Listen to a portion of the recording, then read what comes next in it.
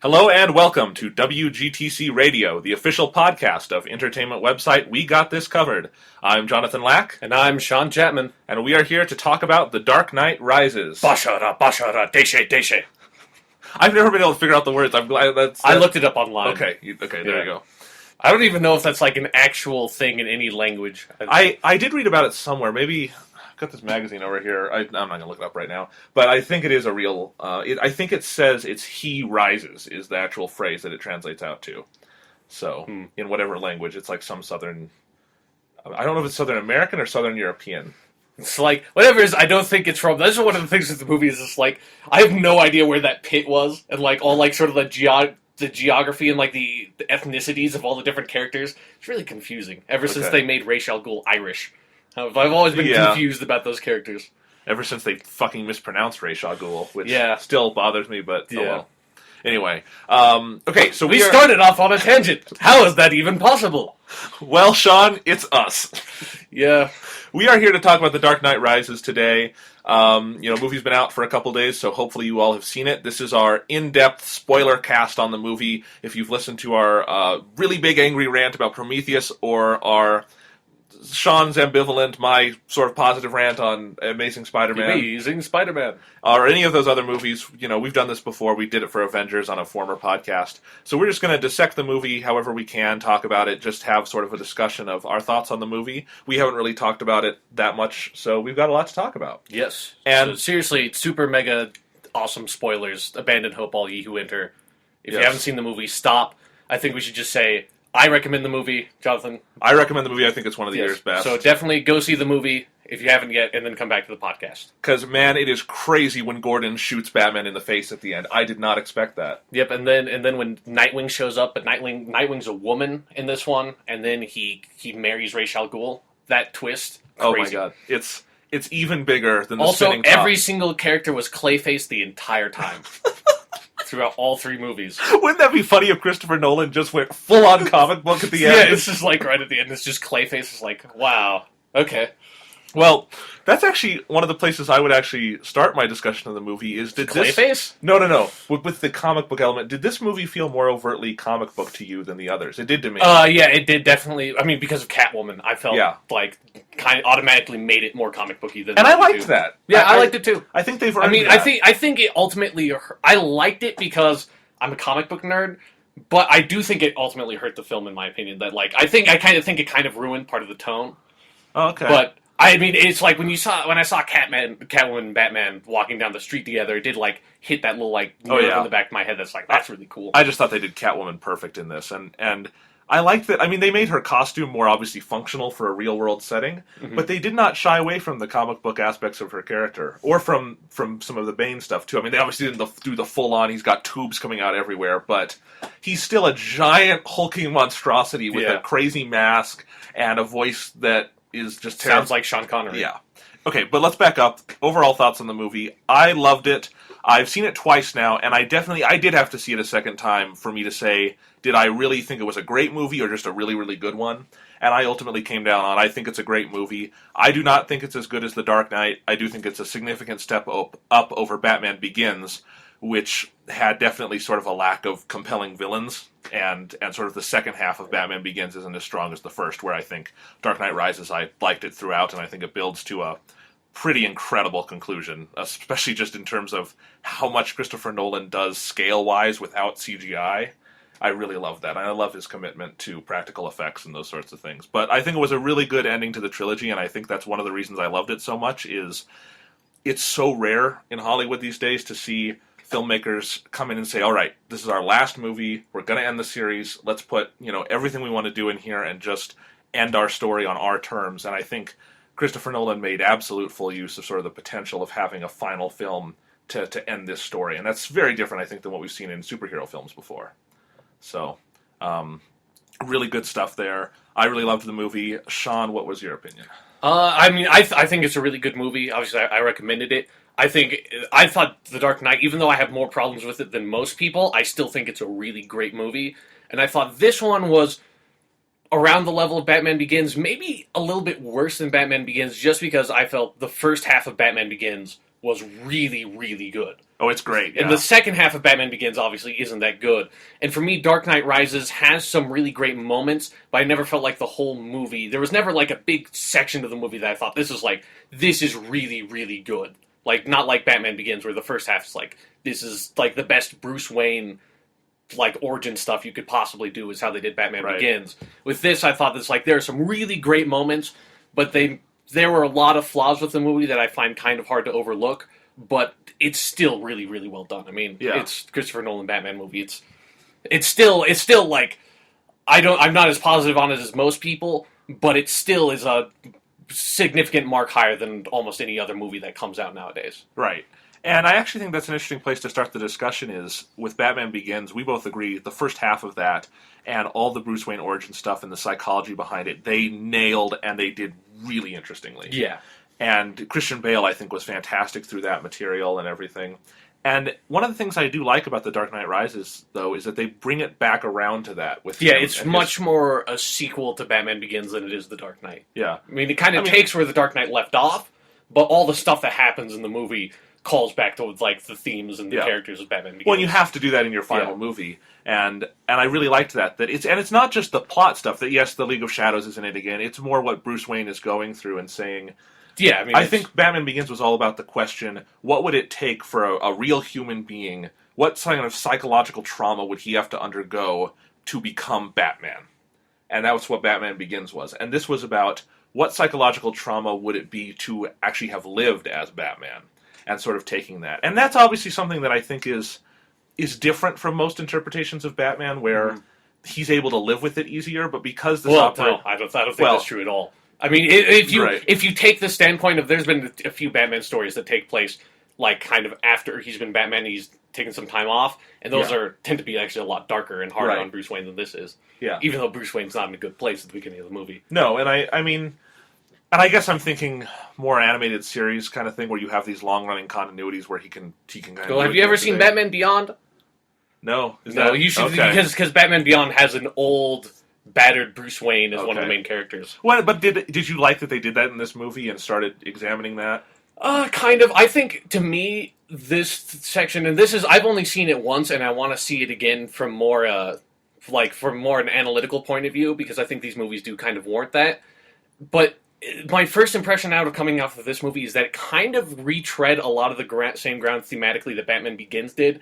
Because to me, Batman Begins, especially the first half, is about grief and overcoming grief, and that's why Bruce Wayne goes to Batman, and that's him sort of overcoming the grief of his parents and finding a purpose in his life. And The Dark Knight Rises is about Bruce Wayne, who has like left Batman behind and left his entire life behind, finding a reason to live. Like, that's very much Bruce Wayne's arc, is like he needs to find a reason to live, and that's really, really similar to what the Batman Begins stuff does to me.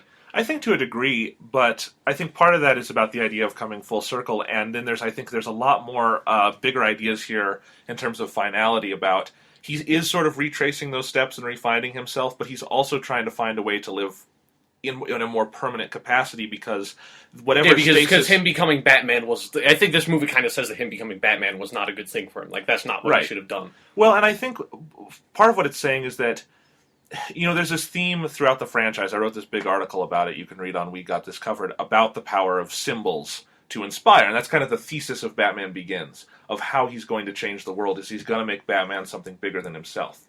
But Batman, I think, at this point is so much bigger than him, especially by the end of the movie, that there's this theme that individuals cannot endure what the symbol can. And so there's this idea of passing the torch at the end of Dark Knight Rises, and how he's inspired younger generations, and maybe Gotham itself, and that he will have to walk away from Batman because while individuals cannot endure in that kind of setting, the symbol can, and it will live on. And that's why I like where they ended the movie. Where he just fucks over Joseph Gordon-Levitt. It's like, I can't handle being Batman anymore. You do it now. It's like, so in like 2 more movies, you will be like, oh, I'm all battered and broken. My knee sucks. Yeah. Well, you'll have to do it to some other poor like 20-something. But there's a lot of thematic connections here to a lot of the material in Dark Knight, where I kept thinking back to the dinner conversation between Harvey Dent and Bruce Wayne, where they're talking about the Roman soldiers who would protect the city, and that's sort of what the Batman legacy is at this point. And sort of the theme that I think, or the line in The Dark Knight that is sort of the key line, you either die a hero or live long enough to see yourself become the villain. That's almost more applicable to this movie than it is to The Dark Knight, I think. Because, there's an element here of that Bruce Wayne has done so much good in the world as Batman, but at the same time, by sort of allowing his soul to decay over the amount of pain and grief he's taken on in himself, and he's pulled others sort of into that orbit with him, that he's maybe sort of contributed to some of the issues that are going on in Gotham too, and he needs to find a way to rise above that. Like, one of the things that kind of was weird about this movie is how the movie starts, where it kind of says that Gotham's fixed now, in a way, where it's like they have like the Dent Act thing. Well, I think I don't think it's fixed. They just say they've wiped out organized crime for now. Which is kind of, I mean, I've got to say this, but it seems like how do you do that with Gotham? Because it's like Gotham, as a city, like, kind of half the point of it is that it's so crime-infested and so corrupt that there's no, even though you have Batman and whatever, like, sidekicks he's taking along with him this time, like, working at the problem 24/7, that nobody's ever able to fix it. Because it's a non-solvable problem, and it's like, you have to do what you can, but you never really fix it. And it's kind of weird how this movie starts with, it's like, Gotham's actually, it's pretty fine without Batman. Well, but I think they're saying everything's all right here. But I think they're saying that, but I think the truth is Gotham is not all right, and there are deeper issues going on, and it's certainly the fact that they cleaned up the city's predicated on a massive lie is an issue that... I mean, I don't think that's a... I don't really see... I don't take much issue with that. It's like... that they used Harvey Dent as a symbol to help eradicate crime is like, that's fine. I mean, what Batman was doing was completely illegal anyways. So it's like, there's no, I don't really see a big problem with demonizing Batman and then making Harvey Dent a symbol. Like, it's like, I can't, like, that might just be me personally, but I don't take any sort of, like, ethical issue with that almost at all. Well, no, and I get that, but I do see where Commissioner Gordon could have difficulty living with that for 8 years. I can see that for him, but it's like, obviously, you coming out with, by the way, Harvey Dent murdered, like, 8 people and tried to kill my child, and Batman's actually a really nice guy sometimes. It's like, him coming out with that wouldn't help anything. So it's like, the status quo at the beginning of the movie is more or less fine. Well, right, but Gordon, I mean, at the same time, Gordon recognizes that he doesn't give any temptation to give the speech and everything, so Bane can do it later. But it's, no, and I think these issues are interesting to talk through, and I think it shows that sort of where we come from with the movie and to with the movie is, it can be different depending on where you're viewing it from. Mm-hmm. But yeah, no, I do like where I think they take Bruce Wayne in this movie, and I really do like the material in the pit that he's in the second act, and sort of where you have to get Bruce Wayne to his lowest of low points. Everything stripped from him. No Alfred, no Batman, no body even for parts of it. Well, he has a body, but it's broken and battered. And just sort of, they have this sort of symbolic journey there where he has to fix his body, but in truth he's just sort of fixing his spirit. And that's what, the title is about. It's not about rising above evil. It's about rising above one's inner darkness. And if he can do that on a personal level, maybe he can inspire Gotham to do it on a more social level. Once again, that just sounds like Batman Begins to me. Like, that's part of my problem with, like, Bruce Wayne's arc through this movie. It seems so similar to what he does in Batman Begins. That's like, it's slightly different because he's older and there's, like, a slightly different context around it, but it still feels thematically really, really similar to Batman Begins. I guess so, but the thing about Batman Begins is, Alfred keeps warning him, I want to help you with Batman, but you can't let Bruce Wayne go by the wayside. You can't let your own spirit die just to be Batman. And that's the problem he has in Batman Begins that he doesn't overcome, and that catches up to him in this movie. And it's about finding a synthesis between these multiple personalities he has. Well, I wouldn't say a synthesis because it doesn't really do that. Yeah. But anyways, we should start with a more structured approach now because we kind of. Do we want to talk about sort of character based or just where the story starts and goes and? I say let's tackle it by characters and we can kind of do story while we do that. We already talked about Bruce Wayne Batman. I will say I think Christian Bale knocked it out of the park this time. I'm still not a huge. It's like, I think Christian Bale's a really good actor, but he's not the right Batman to me. Like, still, like, the voice is still just really. I really hate his Batman voice. Okay, it's like, it doesn't bother me, but there's nothing you can do about it at this point. It's just like it was. He didn't do it as much in Batman Begins. Like, it seemed like really toned down Batman. I actually really liked the voice in Batman Begins because it's not growly; it's just deeper. Yeah, it's not. I mean, it is kind of still growly. I don't love it, but it's better than Dark Knight. It's just like, this is completely ridiculous. You can't possibly be doing this. And then Dark Knight Rises, it feels toned down a little bit. Yeah. but it still is. I think it's still a terrible voice Okay. for Batman. It's just really ridiculous to me. I don't mind the voice as much as I don't understand the logic behind when he uses it sometimes. Like, when he tells... There's a great moment at the end when he says to Gordon, you let me know the world wasn't over when you put that coat around my shoulder. Why does he do that with the voice? Yeah, I know. It's like, that's the thing, is like, he always, like, when he has the Batman, like, the cape and cowl on, he always does the fucking voice. It's like, even when he's just, like, kind of chatting with Catwoman, it's like... Catwoman knows who he is. What? Selina! It's like, why do you keep on doing that fucking voice? It sounds terrible. Or the best one, there's a funny moment, though, when Catwoman walks away and he says, so that's what it feels like? But he doesn't do it as Bruce Wayne, he does it as Batman voice. And that's weird, because he's talking to himself. Yeah. So it's like, just, why do you keep on doing that fucking voice? It's really distracting to me. I really don't like it. Well, I think I mean more when I'm talking about Christian Bale, because there's relatively little Batman scenes in this movie. I'm just talking about his Bruce Wayne performance. I think especially in the pit material where, I mean, he's mostly doing silent emoting and stuff in that section. I just think he has evolved as an actor over the trilogy, and I think if you look back at where he was as an actor, and he's very good in Batman Begins, he's wonderful, but I just think he's given a lot to do here, and I really liked what he did. Yeah, it's like, I mean, I think Christian Bale's a really great actor, and I think this just is more my issue with kind of how they do the characters and stuff. It's just like their version of Bruce Wayne, other than Batman Begins, where he's just Bruce Wayne and he hasn't kind of gone through all the shit yet to become Batman. It's just, he doesn't feel like Bruce Wayne to me at all. It's not like the Marvel movies where it's like Robert Downey Jr. It's like, oh, that's Tony Stark Iron Man. It's just like Chris Evans. That's Steve Rogers and Captain America. No, and I get that, but I also think Christopher Nolan has never made any bones, but he's doing a much more interpretive approach, and it's different, and I think within the context of the films itself, I think it all works fine. Yeah, it's just like, I mean, but it's like, it's too hard for me to just like only take the movies in context of themselves, because I'm such a big Batman fan, especially with the animated series and the comic books. And it's like, it's so hard because I feel their interpretation of Bruce Wayne and Batman is very, very different, and not a lot of people point that out. But it's it's so different. It's just like really hard for me to just like divorce myself from that, because he is playing Bruce Wayne Batman. Yeah. But I mean, even then, I think, I've read a lot of Batman graphic novels, and just in the comics, there's every writer who's ever done Batman does them differently. Yeah, but there's this core. I mean, it's the thing that these movies do by completely dejecting themselves from like the comic book reality, that they lose a really important core to the character to me by doing that. And I know a lot of people think that makes the movies really, really good, but to me, I find it really distracting as Batman movies. Well, I guess where they're good, like sort of crime thriller movies, but they leave something behind to me that I think is a really important part of the character. No, and I completely understand that, and I think personally, it's easier for me to separate that, where I love every Batman comic I've ever read. I love the animated series to death. That will always be my definitive take on the character.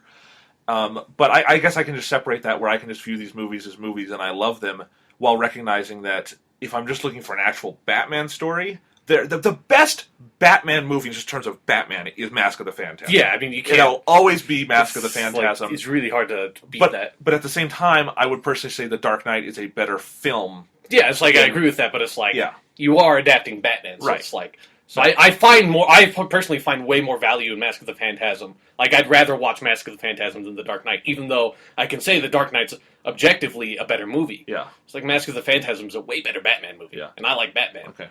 I get that, and honestly, I hope people listening know what Mask of the Phantasm is, and if you don't, we should do a podcast on that movie sometime. It's a really good animated feature. And it's so sad that it never got the attention it deserved, because it came out in the middle of the sort of 90s series, and it's so much better than anything in that. The Tim Burton ones that are good and the Joel Schumacher ones that are bad, it's above those. Yeah, it's just a really, really good Batman story. Right. But anyway, we're getting a little off topic here. So that's Bruce Wayne Batman, Christian Bale. The big villain in this movie... It's like, I'll just say, if you like Christian Bale in the other movies, if you find that version of Batman really good, I think this is probably the best he's done it. Like, I agree with you. I feel he has grown. Yeah. And, well, I think it's interesting, too, in The Dark Knight, I rewatched them, the first two, right before seeing Dark Knight Rises, and there are almost no scenes in The Dark Knight of him out of the costume. He is in Batman costume for almost the whole movie. Yeah. And actually, that's a choice I like in The Dark Knight, because it's really, because it's the middle chapter. He's fully ingrained in that role at this point. Mm-hmm. But I do like pulling it back at this point, and and sort of bringing it back to Bruce Wayne. Because there is very little Batman in costume in this movie, and I've seen a lot of people online taking issue with that, but I think it's fine. No, I think that's fine too, because I mean, even there's a lot of Batman stories where that happens, especially when they are taking inspiration from Nightfall, where it's the same idea. He's not Batman in the middle of that story. No, but I mean, he is Batman for most of the story, because he's out dealing with like villains and stuff. Right. But I mean, in just terms of the general Bane versus Batman structure, obviously all the Knights and stuff. Right. He's mostly not Batman. Yeah, and so that doesn't bother me, especially because I think they did such a good job of making the moments where he does suit up matter. Like, they are really good scenes to me.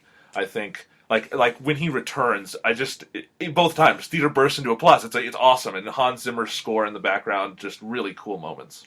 I think the first time he showed up back in costume was kind of lackluster to me. Like, I felt like because it was like, it kind of felt like they were supposed to, like, it almost kind of felt like the first time he should have been in costume is almost like after he gets out of the pit. Like, that's like, now I'm Batman again. Okay. Where it felt like at the beginning of the movie, he didn't really go through something where it's like, I'm Batman again. Raw. It's like, I think I'm going to be Batman again. It's like, okay, sir. Well, I think it's more that he's he cannot figure out how to live as a human, and he cannot rediscover humanity after things he's gone through, and so at this point in his life, he's just decided he's going to turn back and go even further, sort of away from humanity by being Batman, and it's a mistake that gets his back broken. So let's talk about that though. Let's talk about Bane and how the two characters interact. Tom Hardy, fucking incredible. Mad kudos to the guy for getting his body as big as it is in this movie. It's just completely insane. He is, like, it's just like, I don't know if a lot of people are obviously comparing him to the Joker, because that's stupid to do, I think. But I mean, it's like, it's inevitable, because they're villains, they're like two really great villains in the same franchise, and it's like, I kind of maybe like Bane more. Like, I can't tell because I kind of take issue with his voice, but a lot of people thought that the Joker was scary in The Dark Knight, and a lot of people find stuff scary that I don't understand.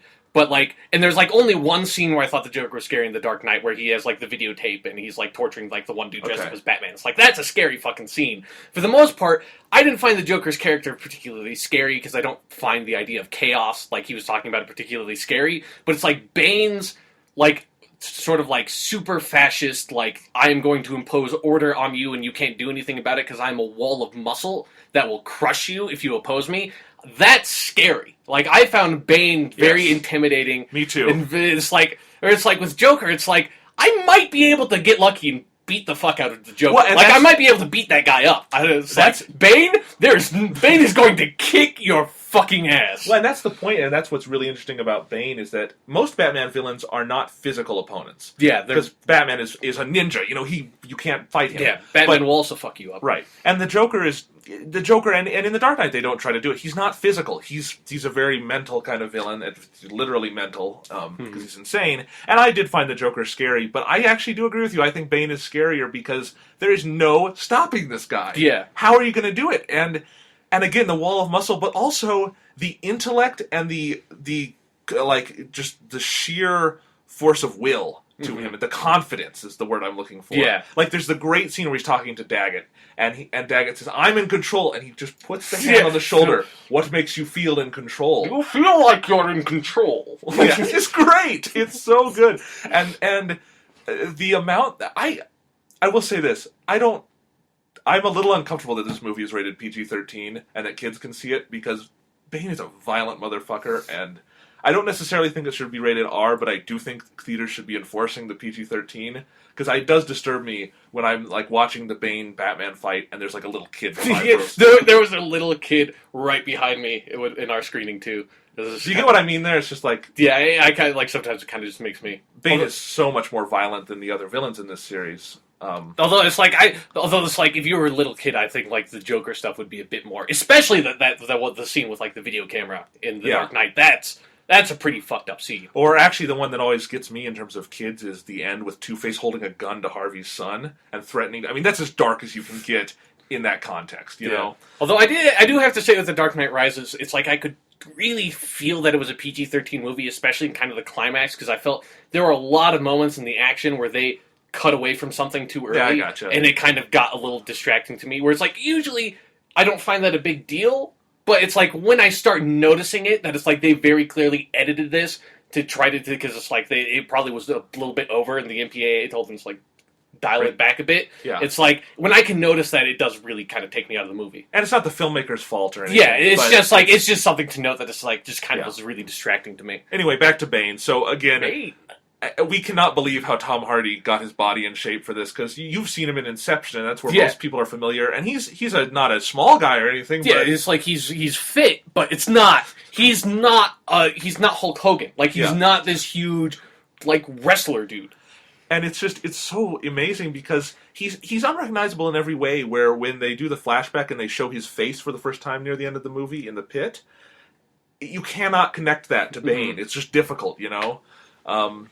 But yeah, just an amazing physicality to it. But then I also really, really loved the voice. I just think it's so unexpected, and to me, that's what's so unsettling about it, is that his face, his eyes are dead. They're dead set. They're confident. They're concentrated. He doesn't emote there, but with his voice, it can be all over the place, and that's what scares me about it, and really unsettles. And to me, I still don't know if I like the voice or not. I mean, I really didn't. When it first, like the first scene in the movie where they're on the plane and Bane first started talking, it's like I was like, oh, he sounds like Sean Connery. Why the fuck does Bane sound like Sean Connery? And it took me a while to get used to the voice, and I still can't tell whether I think it's really awesome, like stupid. I still don't think it should be the voice that they use, but it's kind of awesome in a weird way.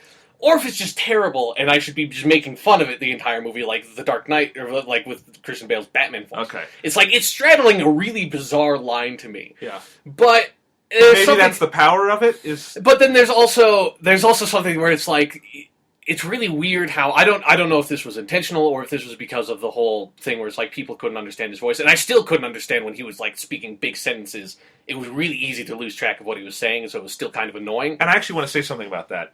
I've seen it twice in 2 separate IMAX theaters, and the first time I saw it, I agree there were parts where I had trouble hearing it, and the second time I heard it, the mix was like they had it calibrated better, and I understood every word. It was clear as a bell. And Thomas, my brother Thomas, who knows more about audio and stuff than me, he explained that what he thinks it was is bass frequencies. Is if the theater has the subwoofer frequency, like if it's too high up the subwoofer, Bane's like muffled part is going through that and it's overpowering the voice. But if it's at the proper mix level, they've mixed it right and you can hear it. It's just that a lot of theaters don't mix. They boost up the subwoofer too much or something. And I know you probably saw it at the Colorado Mills. Yeah, they boost up. I know they do that at that theater. Yeah. So it's like maybe that might have been a problem with the set of the theater. But then there was another thing where, and then once again, I don't know if this is intentional. I didn't particularly like it, but Bane's voice felt super dubbed. Like, it never felt like Bane's voice was coming from, like, the scene to me. It wasn't like, like with Darth Vader in Star Wars, it's like, that feels like James Earl Jones' voice is coming from that character on the screen, where it's like, with Dark Knight Rises and Bane, it felt to me like it never, like, his voice was so much louder and just so much more bombastic, and it never felt like it was coming from, like, one particular, like, side. It just felt like this just sounds like a dubbed voice. Yeah. Like, it feels like I'm watching like a martial arts kung fu movie. It's like that quality of dubbing. The thing though about that is that I kind of agree there are spots where I do feel it sounds dubbed, but as I understand it, they did as little ADR on the character as they could. They did most of it on set day of, and the mask was made to do that to his voice. And I don't know how that works. But it's just sort of an interesting thing where it's not dubbed for the most part. I mean, it definitely. Yeah. I don't know like what they did with the mix or whatever, but it's like it definitely it never sounded to me like Bane. It's like I could kind of adjust for that and get used to it, but it's like I could very easily see someone watching this movie and just being like, Bane sounds like Sean Connery, this is really stupid. It doesn't even sound like the voice is coming from this movie, so it's like, I can definitely see how that would really take someone out of the movie. And it took me a good 30 minutes for me to just kind of get used to Bane sounding like that. And I loved Bane's voice right from the beginning. I think the opening sequence is really good. And the opening sequence definitely it felt really hammy and over the top. Really? I don't know what it was like. The opening sequence really didn't do anything for me. Okay. Like, especially, I don't even, because part of it is that, like, I don't necessarily like having scenes at the beginning of the movie that are actually really important to like the overall plot, but you have no context for that scene. That's just kind of a storytelling thing that I don't particularly like that people do a lot. Kind of like Prometheus did that also, and like so it's like I don't particularly like that. And then also it's like there's something about the dude who was I think he might have been a CIA agent. I don't even know because I still really know the context of the scene, but like the guy who was threatening the people on the plane with the gun. Dillon. Yeah.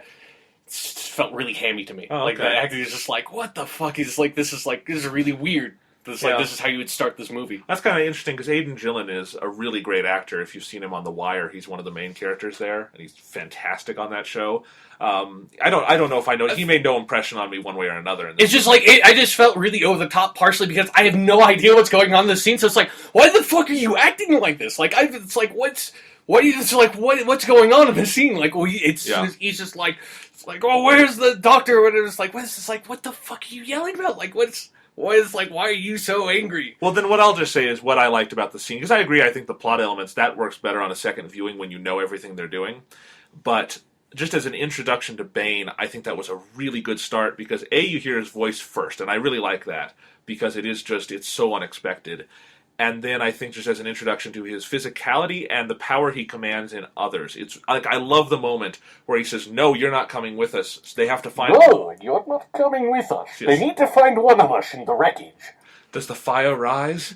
Yes, brother, the fire rises. Yes, brother, the fire rises. That's love something that. about Bane that I did like is that the dude sounds really happy all the fucking time. It's because he's high on painkillers. It's like that's why he's fucking happy all the time. It's like that's why he's like that. It's true. Maybe he's purposely doing a really terrible Sean Connery impression because he's high on painkillers. No, I did Like love. I would love to see the entire movie from like Bane's point of view, where everything's like unicorns and rainbows because he's just like doped out of his fucking mind on painkillers.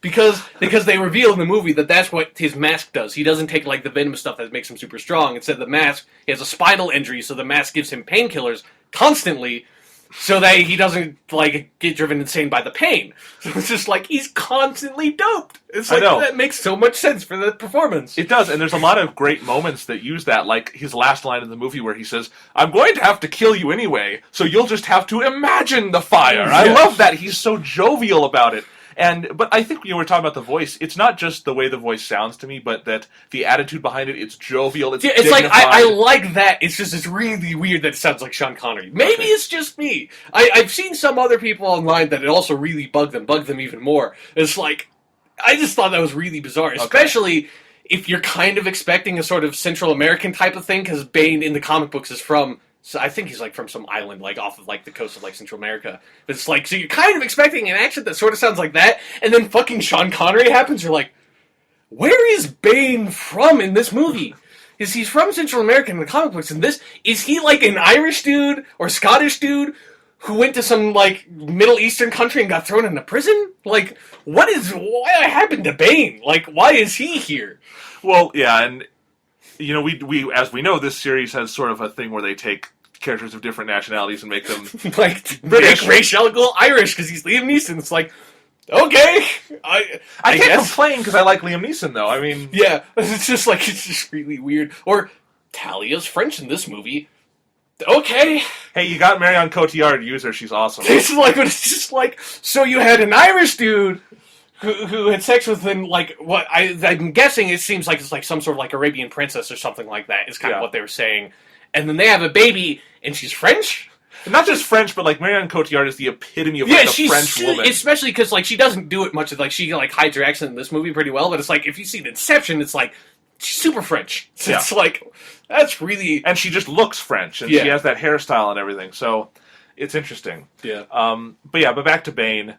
I really just think this was a great villain. I kind of want to see. We've talked about sort of the little nitpicky analysis, but overall, do you think this is a great movie villain? Yeah, I think he's. If you can get over the Sean Connery thing, like I said, it's like I'm moving the like. I think if I see it again, I'll move even more to the side that it's.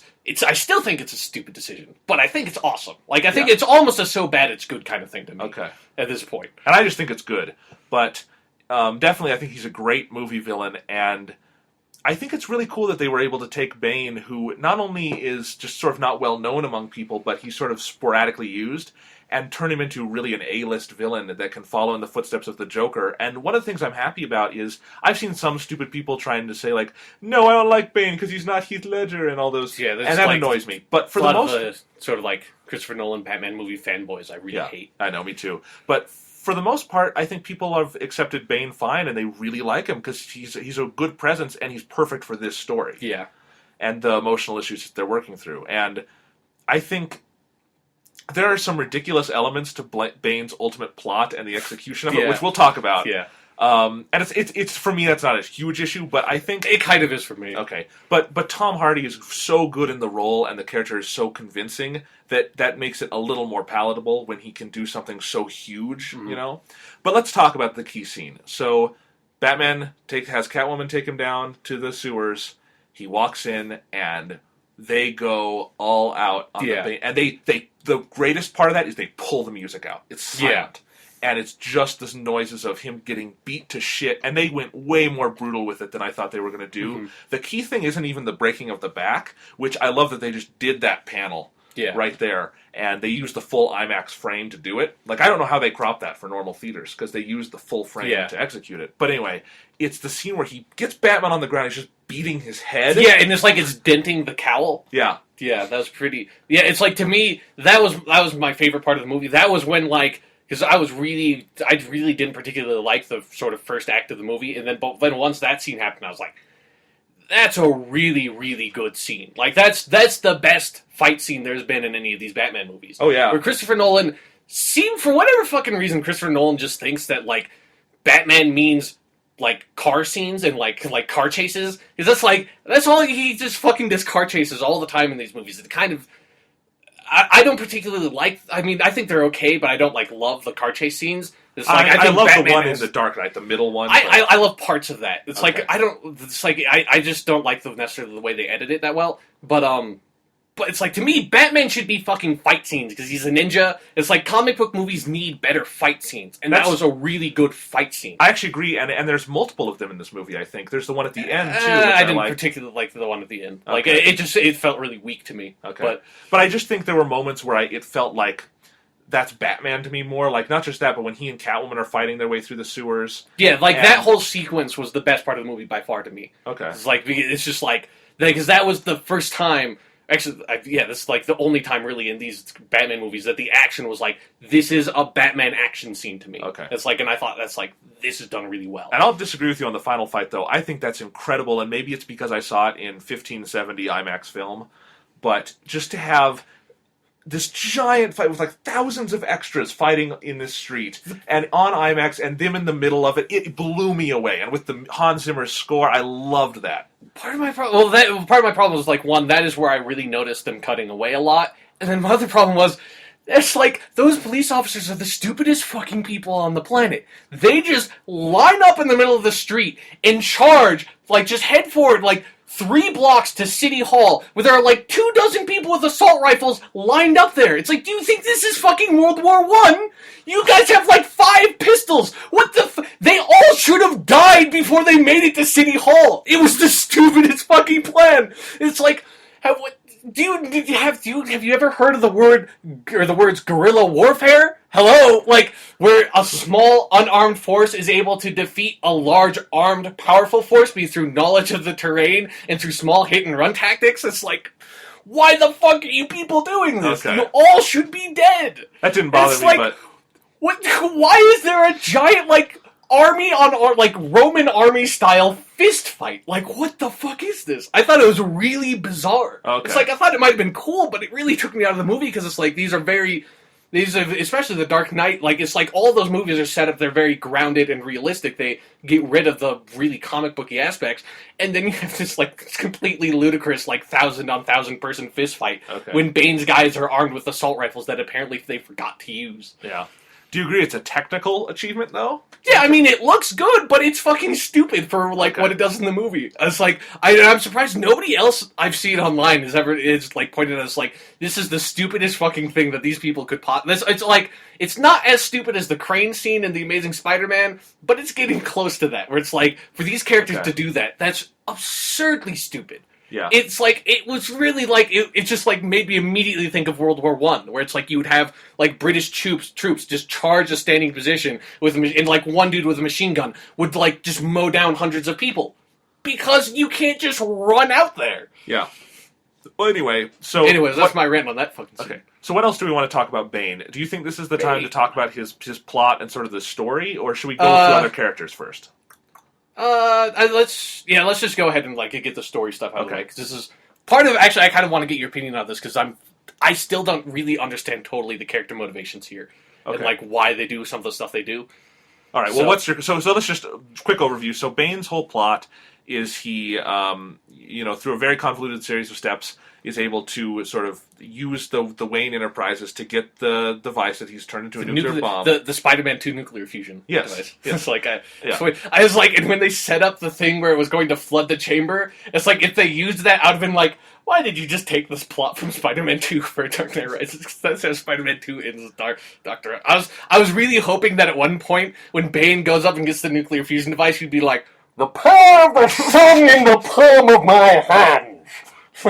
like, No, I got it. I was really hoping for that. Yeah, they're talking about alternative energies. There's only so many things they're going to do for a device. They invented a fucking... That was another thing that kind of bugged me. It's like, you invented a nuclear fusion device, Bruce Wayne. You just have it, like, sitting down there in the basement. It's like, you invented nuclear fusion! That's, like, one of the hugest fucking things you could possibly invent. It's not like he came up with a better form of, like, solar energy or, like, a more efficient form of wind energy to, like, sort of, like, solve the alternative energy problem.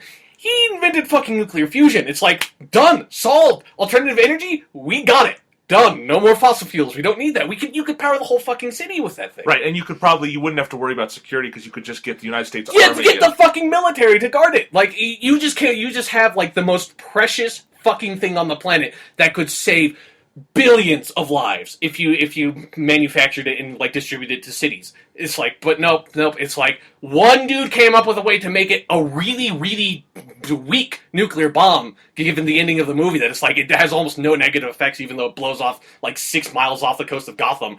I guess it's like just super weak nuclear weapon. Well, Bane was boasting, I guess. I don't know. It's like, I don't know. It's like that. It's like, these are kind of nitpicky things, but they are stuff that, like, as soon as they happen, it just kind of, like, takes me out of the movie, especially because they go a lot bigger and more complex with this movie, and I don't think they quite get a handle on it. Okay. It's like, whereas the other Batman Begins and Dark Knight tackled what they knew that they could tackle, and it's like, whereas this is like, they're kind of like getting a much bigger scope and like throwing in some elements that it's like, you don't really know how to account for these elements totally. And so I kind of agree, but I guess it's not. It's like, I want to say, it's like, I'm going a bit over the top with it. It's not a big issue, but it is an issue with the movie. And my issue is actually a different part of the plot, but we'll get to that. I want to finish. I have other issues with the plot. Okay, That's not my only one. Okay, I just want to say right now, before we get any farther, that I know this is going to happen again, where I'm going to get a lot more negative on this movie than I intend to. So it's like, I still think the movie's really good, but I'm going to get really nitpicky and negative on it from now on, because that's just inevitable with me. And there's a nitpick I'm going to do that's going to sound a lot like a Sean rant, but we'll get to that. I'm looking forward to it. Before we do any more tangents, let's just finish sort of overview of what Bane's doing. He gets the nuclear device. He gets the Applied Sciences Division of Wayne Enterprises. He traps all the police underground. We'll talk about that in a minute. And, introduces himself through the football scene, which is a really impressive set piece, I think, especially in IMAX. Yeah, I kind of wish it hadn't been spoiled in the trailer. I do too. That sequence was like a really cool sequence, and it was like really and pivotal. It's terrifying, I think, parts of it. Yeah, it's like, if they hadn't been in the trailer, it would have been a bit more powerful to me. Yeah, me too. But, again, not the movie's fault. But I'm just saying. Right. But I did love the way they cut that with the kids singing and sort of just the sound drops out and Bane climbing up in and sort of the bombs. He has a nice voice. That was great. Let the games begin. But anyway, I was really hoping that the little boy would like walk off and go down where Bane was, and he would pat him on the head and then have him go on his way before he killed everybody. Bane pulls a lollipop out of his jacket. You did a very good job, little boy. You should run along now, quite literally.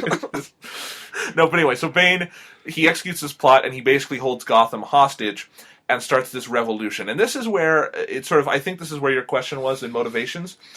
Why do they hold the city hostage for 5 months if they're just going to blow it up? Well, he has the speech, and I don't know if you were able to sort of hear every part of the speech, but when he imprisons Bruce Wayne, he says, about the idea of to really create despair, you have to give people hope first, and so he's thinking he can give the lower classes of Gotham hope before he kills them all. And it's basically his way of torturing Gotham before he destroys it. And it's Talia says the same thing at the end when she's got the knife in Bruce. She says, it's the knife that you hold in and turn that hurts the most. And that's what they're trying to do, is really bring Gotham to its knees. And I think they're also trying to make an example for America. He is saying, look what we're doing to your city. And if they just destroyed it, that wouldn't have the impact of holding it hostage for 5 months and having tons of people kill each other. Yeah, that's still stupid to me. Like, that still doesn't, like... I mean, and this is part of the problem with the entire motivations of the League of Assassins in, like, the comic books, and they got brought into the movies. It's, like, part of the problem with Batman Begins, is it's a really terrible anime-style character motivation of that, like, people are evil, so I'm going to kill people so that they can't be evil anymore. It's just like, and that's not exactly it, but it's like that's sort of like the gist of like the League of Assassins plots. Right, but to me, I think it ties into one of the main themes of the franchise, which is that, I think Christopher Nolan's socio-political stance on the world is that society is pretty well fucked and broken. And there are institutions that perpetuate themselves for the wrong reasons, and we allow them to perpetuate themselves through apathy, and that's part of what compels Bruce to become Batman is he knows he cannot affect change through the system. His parents tried, and they got killed by the same kind of class of person they were trying to help. So you can't affect change that way. You have to work outside it. That's the birth of Batman. That's what he convinces Catwoman to do in this movie and stuff. But if you're gonna address that issue, you're also going to have to address, is full-scale revolution justified at that point? And so you have to show it's like it doesn't... I mean, I never felt like it like kind of was like trying to bring on some sort of like social political things, especially obviously like the Occupy Wall Street type stuff. Yeah. Like came up, but it's like the movie never like that like nothing. The movie never really did anything with it. It was just kind of like it ultimately was just like Bane used that. He does, but I think if they were just giving a cursory glance to it, Selina Kyle wouldn't be in the movie, and their interpretation of her wouldn't be in the movie, because they're giving you a sympathetic version of, or a sympathetic representation of the 99% there with her, and trying to say, I think, and I wrote this, I have this big 16-page article up on the website about the movie and my analysis of it, and one of the chapters in there is about these issues we're talking about right now, and I just personally think what they're trying to say with it is that, there's a line between the kind of, the pessimism that leads to what Bane and the League of Shadows are doing, and then sort of just the want for, so sort of the desire for things to turn out differently that sort of Catwoman and Selina Kyle believes in, and that the actual way to fix society is sort of the happier middle ground that Bruce is trying to fight for through symbolic change. And I don't think it's a cursory glance at it at all. I think there really is some discussion of it there. And I think there is some, but it's like, it's so big, since it's, by essence of it being a Batman movie, it's not really the point of the Batman movie, that it's like, it almost feels like, especially in this movie, like, I have some stuff with, like The Dark Knight specifically, it has some scenes that I feel are, like, really hammy, and, like, are trying to tell you something that is, like, maybe it's just I don't agree with, but with this movie particularly, I felt like, it has a bit of Spider-Man 3 syndrome where it's like it tackles a lot of stuff, especially at the beginning with Batman and Joseph Gordon-Levitt and Catwoman and Bane. And it's like kind of trying to juggle all of those things at the same time. And then they start throwing in just sort of cursory stuff about like the economic disparity and Occupy Wall Street stuff that it's like, I feel like it just starts kind of, in this movie specifically, starts getting a little bit distracting to me. Okay. Where it's like more time could be used focused on the main plot. And I kind of get that. None of it... I agree they take on a lot here, but I think it was all balanced really well. I never had a problem with how much they took on. There's no part of the movie that to me feels underserviced. And I think more than that they're actually sitting down and discussing these issues, I think they're just sort of woven into the thematic fabric of the larger discussions it's giving, and I think it's open to interpretation, and I'm fine with that.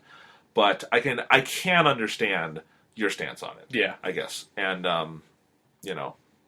so there's that. But anyway, we were talking about Bane's plot, I think. Yes. So do you kind of... I want to talk about specific sort of logical issues, but just first an overall impression. Did this feel like an interesting direction to go in for the movie?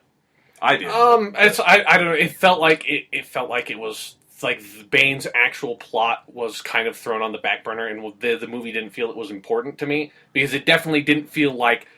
It didn't feel like him holding the city hostage for 5 months. Didn't feel like it's like there was. I mean, maybe I might have missed those lines, but it's like it didn't feel like that was particularly like something that they needed to do. and then like, I mean, it But just that's kind the of whole last half of the movie. yeah. But it's like, but it felt to me like a really cheap way of we're going to like have that stuff going on, and so that Bruce Wayne. So he has 5 months to become Batman again, and then come back, and it's almost like a James Bond type thing. Of it's like we're not going to just kill you. It's like we're not just going to blow up the city. We're going to leave you alive, and we're going to wait to blow up the city so that you can come back and save the day. It kind of felt like it was very much that sort of plot device to me, and it felt really blatant to me. Okay, it didn't feel blatant, but I agree that that's part of it. I mean, that's why it was there to me. That's part of its function, absolutely. But it worked for me because, especially, I think they're just trying to, they're trying to say things about revolutions and sort of instill this sort of fear in you that we've established this as a real world context, and now this is happening in something that feels familiar to us. And I think that affected me definitely. It's so big and epic to me, and I don't use that word lightly. When I say epic in this sense, I'm not just saying it feels big. I think there's a lot of movies that feel big. This one actually, I think, goes for an epic scope. And whether or not you feel it achieves it, I really admire the movie for going there and really having, they're going to do an occupation of Gotham. They really show it, and they have it all, and it ends in this spectacularly large climax. It's a really stupid final battle. Okay. The villain should have won. Everyone should have died in that fucking scene. Like, everybody. Anyway, so let's talk about logical issues with sort of the execution. Because once the plot is executed, I have no problems with it. I think it's a really interesting thing that they do for the second and third acts of the movie. But here's my question, and it's two-tiered. Why the fuck does Gordon send 3,000 police officers into the sewers? He sends them all there, and I can understand if you knew what Bane was going to do, you would do that because that's warranted at that point. But they don't know. They're just going to like investigate the sewers. They're just going to like they basically say we're going to like kind of like map it out. Yeah. So it's like. Like those are really convoluted sewers. So send every single person we have. Everybody. Yep. And so that bothers me, and it's just that again it's really fucking convenient for Bane too. Yeah. Well, what I was going to say though is my question is, how does Bane know Gordon is going to say? Because he has the charges placed to trap 3,000 police officers. It's very rigid. And how did he know Gordon was going to do that? See, I never thought about that. Like did they actually say that he knew, like that he planned that to happen? Because I got the sense that it was totally fucking by coincidence. Because they go into the big, huge fucking thing in the sewer that Bane's been hiding in the entire time. That I have no idea why that thing's there. But it's like they go there because to try to find Bane, and Bane doesn't blow that area up because there's like no real like good way to blow that up because it's just like this big cylinder thing. Yeah. Like I thought it was just totally by fucking coincidence, and Bane's just like, that was really lucky.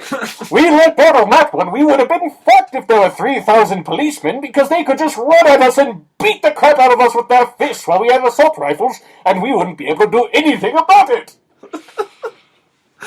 I think you should do the whole podcast in your Bane voice. I kind of want to. Okay. Anyway, no, I thought they said something about, like, because Joseph Gordon-Levitt's character, who I really liked, we'll talk about that later, but he had mapped the city and he saw where they were placing them, and it was to collapse these areas. And the police officers, as I understand it at the end of the movie, are not all in one central location. They're in different places. Okay.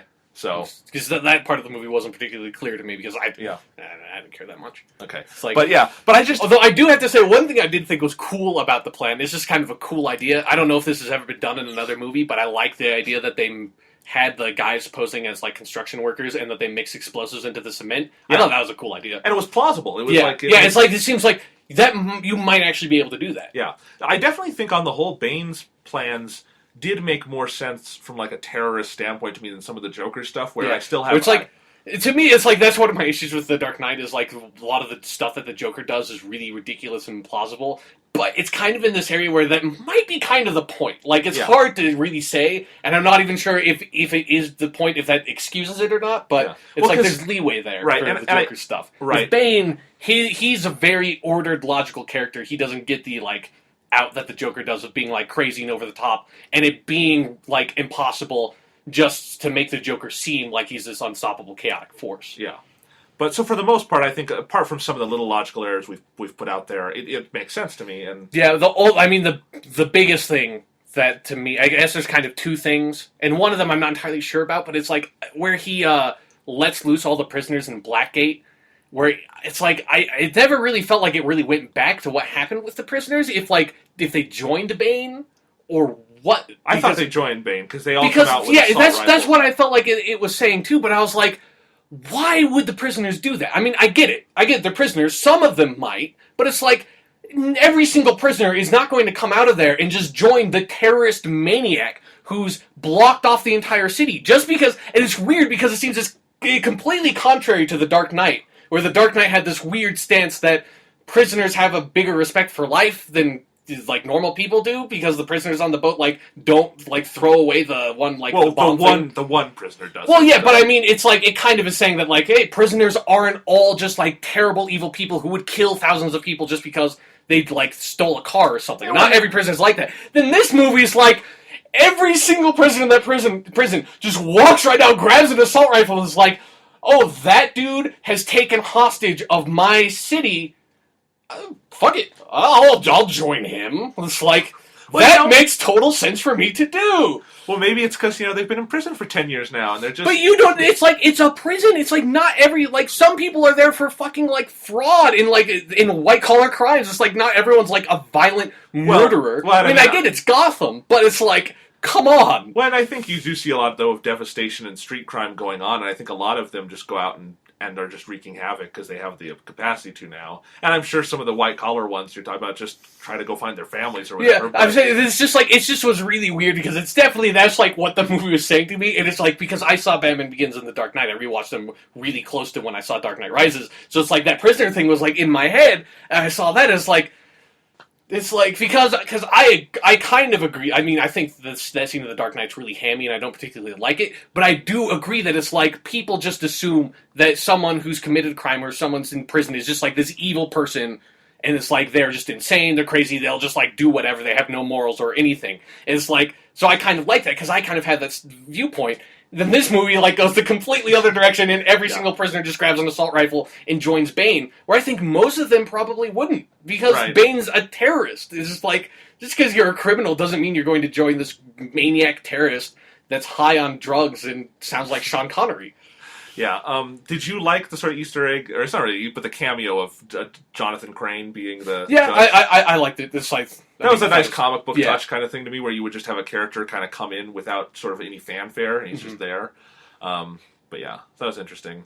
Do you think there's any chance they would have had a Joker cameo in that area? I don't, but I mean, if Heath Ledger lived, probably. Okay. I think I assume that they would have. I mean, they've had Scarecrow pop up in all three movies. But the difference there to me, though, is that Scarecrow was never a big threat. But he was the main villain of the first movie. I mean, Ra's al Ghul popped up in this one. I was I don't.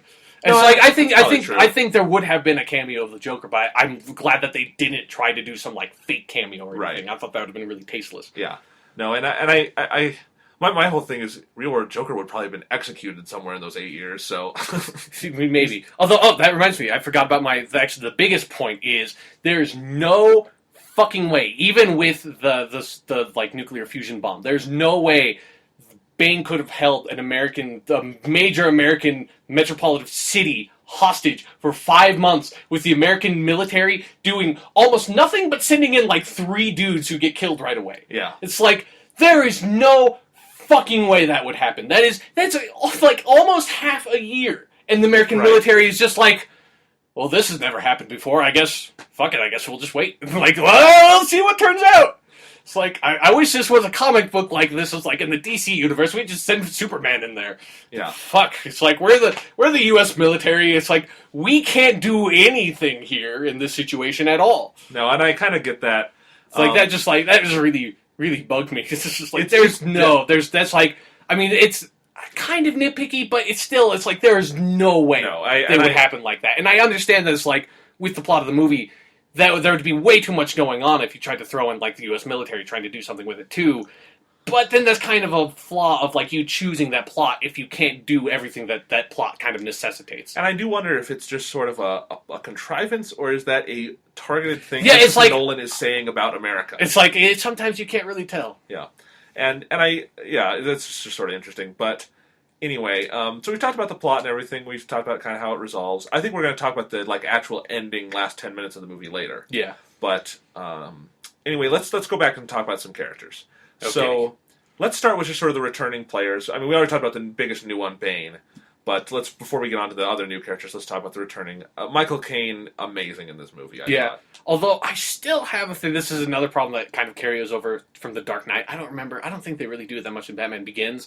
And it's like, and it only works, and people only pass it, like, you say it's okay because Michael Caine is really, really good. But every fucking line that Alfred has is a speech. Oh, I know. And it's like they did that in The Dark Knight, and then it's like they do it again, and it's almost like, I mean, and it's literally, in this movie, every single thing that Alfred fucking says is a speech. Yeah. Bane kind of has it too. And I kind of like it with Bane because it's really weird.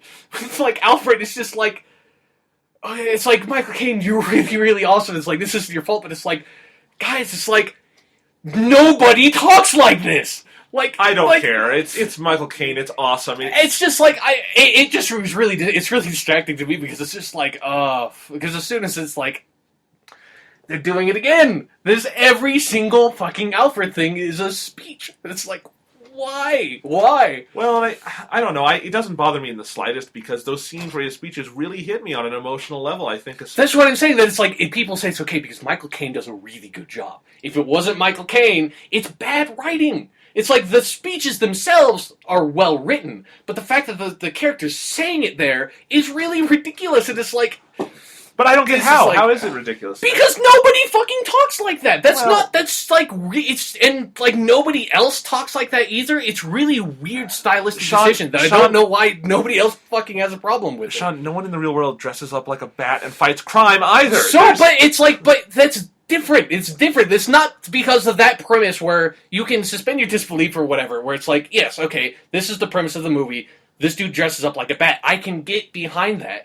But that in no way entails then that every single thing that Alfred says is this really like well-spoken speech. It's like, it really bugs me. It's a really bizarre way of writing that character that doesn't, I don't know why, maybe it's just me, because nobody else ever has a problem with it, but it feels really bizarre and out of place to me. I really don't get it, because Alfred's kind of my favorite part of these movies. He's great. Once again, it's because Michael Caine is fucking awesome. Yes, he's really good. But they would not, I 100% guarantee, if there were anyone else playing this character, they wouldn't write him like that. They know they have Michael Caine. They can do it.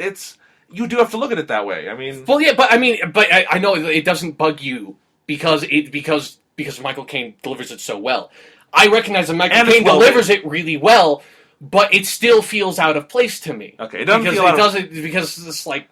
Can I say something? It's really bizarre. Sure. Okay.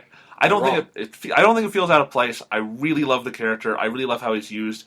And to a certain degree, I actually think Michael Caine's Alfred is so good in this, he's ruined every other Alfred interpretation for me. He's really not Alfred. I mean, this is just it's different, yeah. It's like, because he doesn't fulfill the same role that Alfred really does in the other ones. Well, he's much more of a father, because if you're going to, again, do the sort of real-world idea, you can't separate the fact that he raised this person from who he is. I mean, I like that these movies really address that, you know, in a real-world context, I don't know how Alfred could live with himself having raised a person who's abusing himself this way. I mean, you could say, like, real-world context, but it's like, in a real-world context, like, the thing of him dressing up as Bat is, like, completely fucking ridiculous, and it's terrible what he does. He's just, like, he's a vigilante, and he's doing, like, horrible crimes, and he's hurting people. So it's like, Batman's a terrible thing in real life. I know, But anyway, I do love the scenes with Alfred and Bruce. Although I have to say, I mean, one of the things that's like really bugged me is that specifically there's one scene. I mean, usually I let the speeches go. There's not a big problem. It's just like, it just bugs me because it's like, nobody else has that fucking problem except for me. It's just like, that kind of bugs me. Because, once again, I really don't like the Christopher Nolan Batman movie fanboys really get on my nerves. Because they act like these movies are like the greatest things, the greatest movies ever made. Like, nobody can ever make movies as good as Christopher Nolan, and I don't agree with that.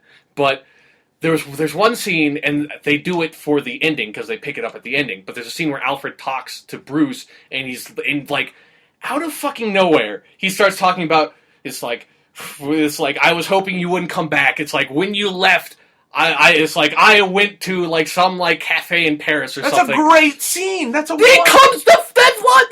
comes the fuck out of nowhere! No, it doesn't! Yes, it does! He just starts talking about it when it's like, why are you talking about this now? No, there's a very clear definition. He's trying to convince Bruce that he's doing the wrong things with his life, that he's not addressing his own psychology the right way, and then he says, here's what's wrong, I wish you had just had a normal life. That's what they're talking about, and that's the context of But the it's speech. like he just, like, comes out with this fucking speech out of nowhere. Like, it's just, like, it's, like, nothing, like, he can, like, convince Bruce and, like, talk to Bruce about this stuff, but, like, it's just really bizarre, especially when they do the thing where it cuts away, and it's like, it does, like, sort of like a flashback thing where Michael Caine sits down and, like, this cafe. It's like, I felt that all was really out of place.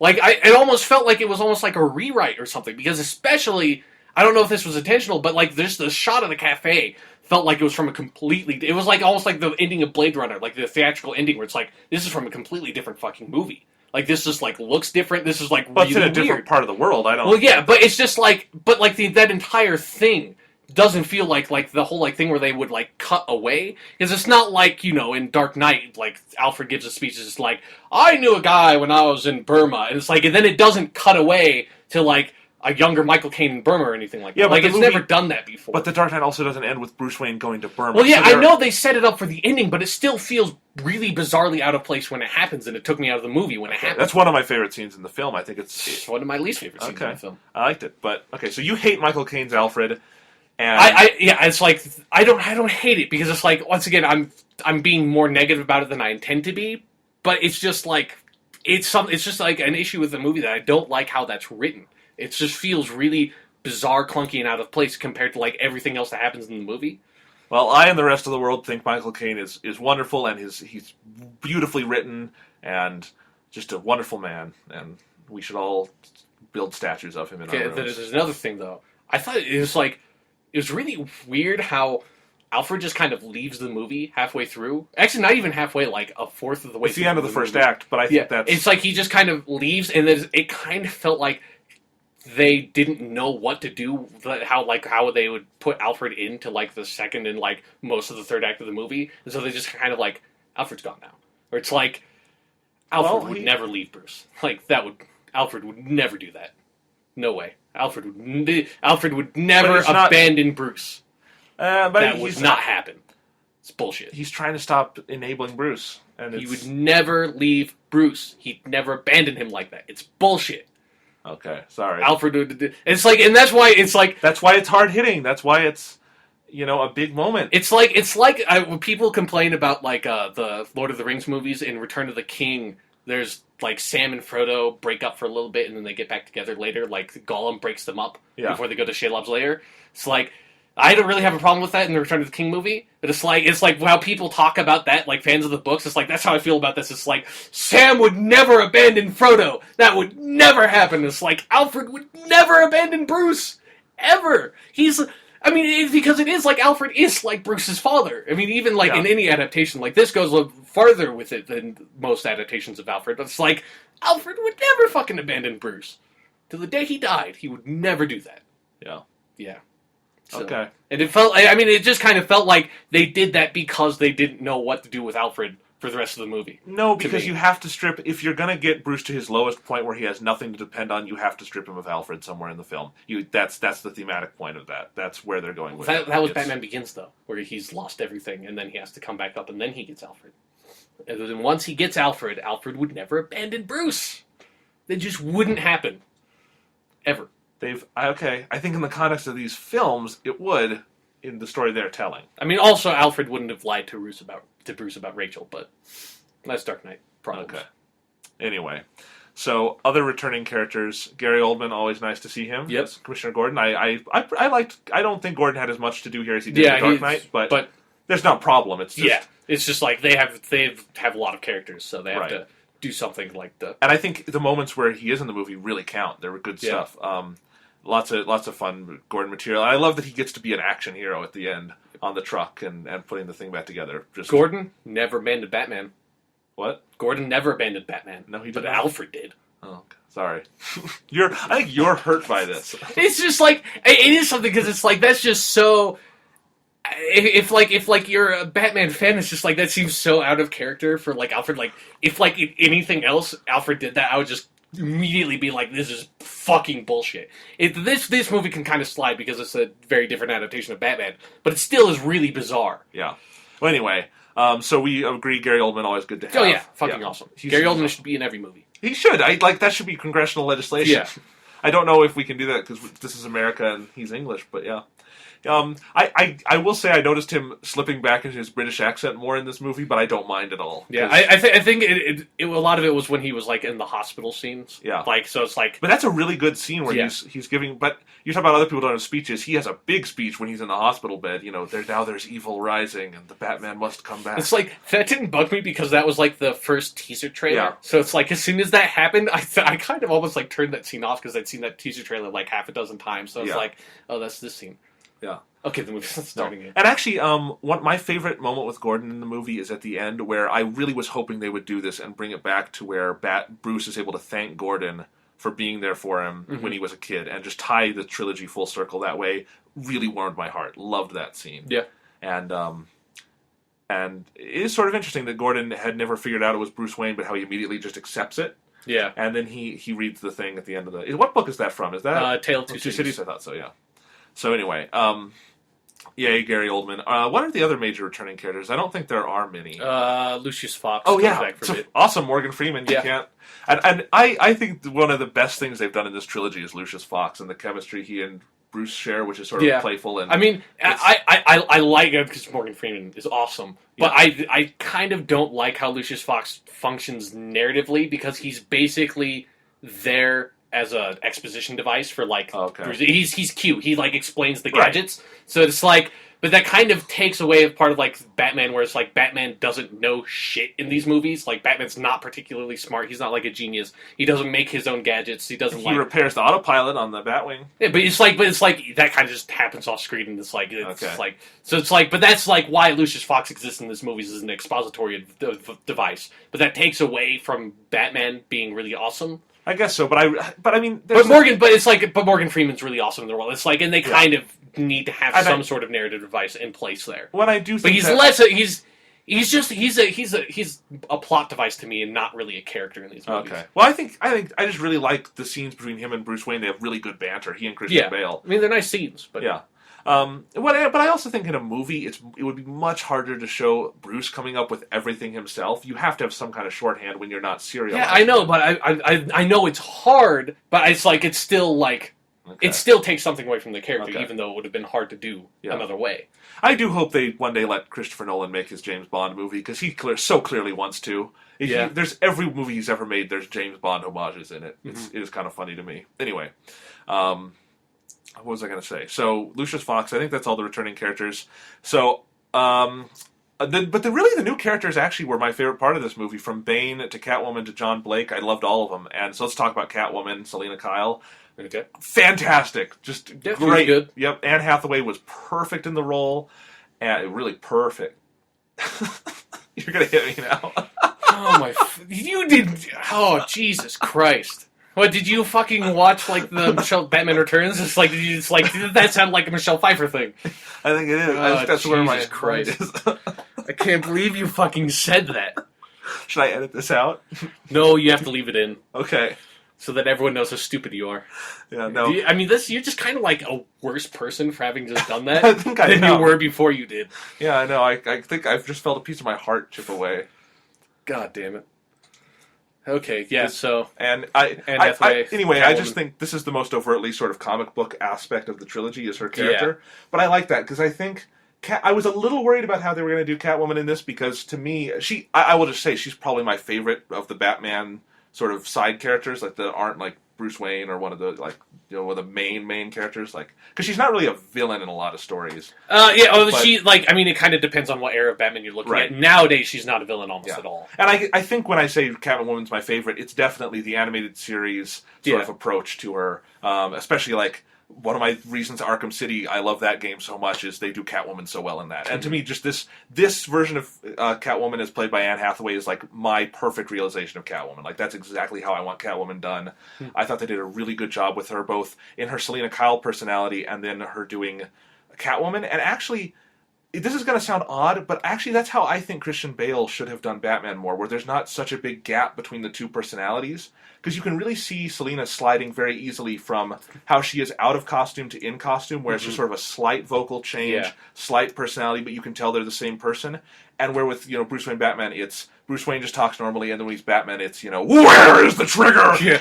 I do love in this movie, they do that again, where it's like, they're just like, where's the trigger? And then he starts like just beating the shit out of Bane. Where is it? It's like, would you just let me fucking talk already? She's just stop hitting me in the fucking face. Yeah, anyway. Where's the trigger? But do you get what I mean about that? Like, yeah.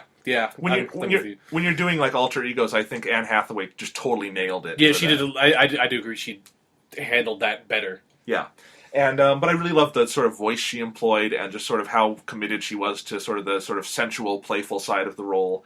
And I think there's a lot they suggest with the character too. It just feels like a really well written, 3-dimensional character where she doesn't necessarily have as much screen time as everyone else, or some of the bigger characters like Batman and Bane, but you feel like she's not ill-served by that. Mm-hmm. So, and they still, they have her stealing jewels, they have her sort of being morally compromised, but sort of ultimately coming down on the side of good and having a real palpable arc there.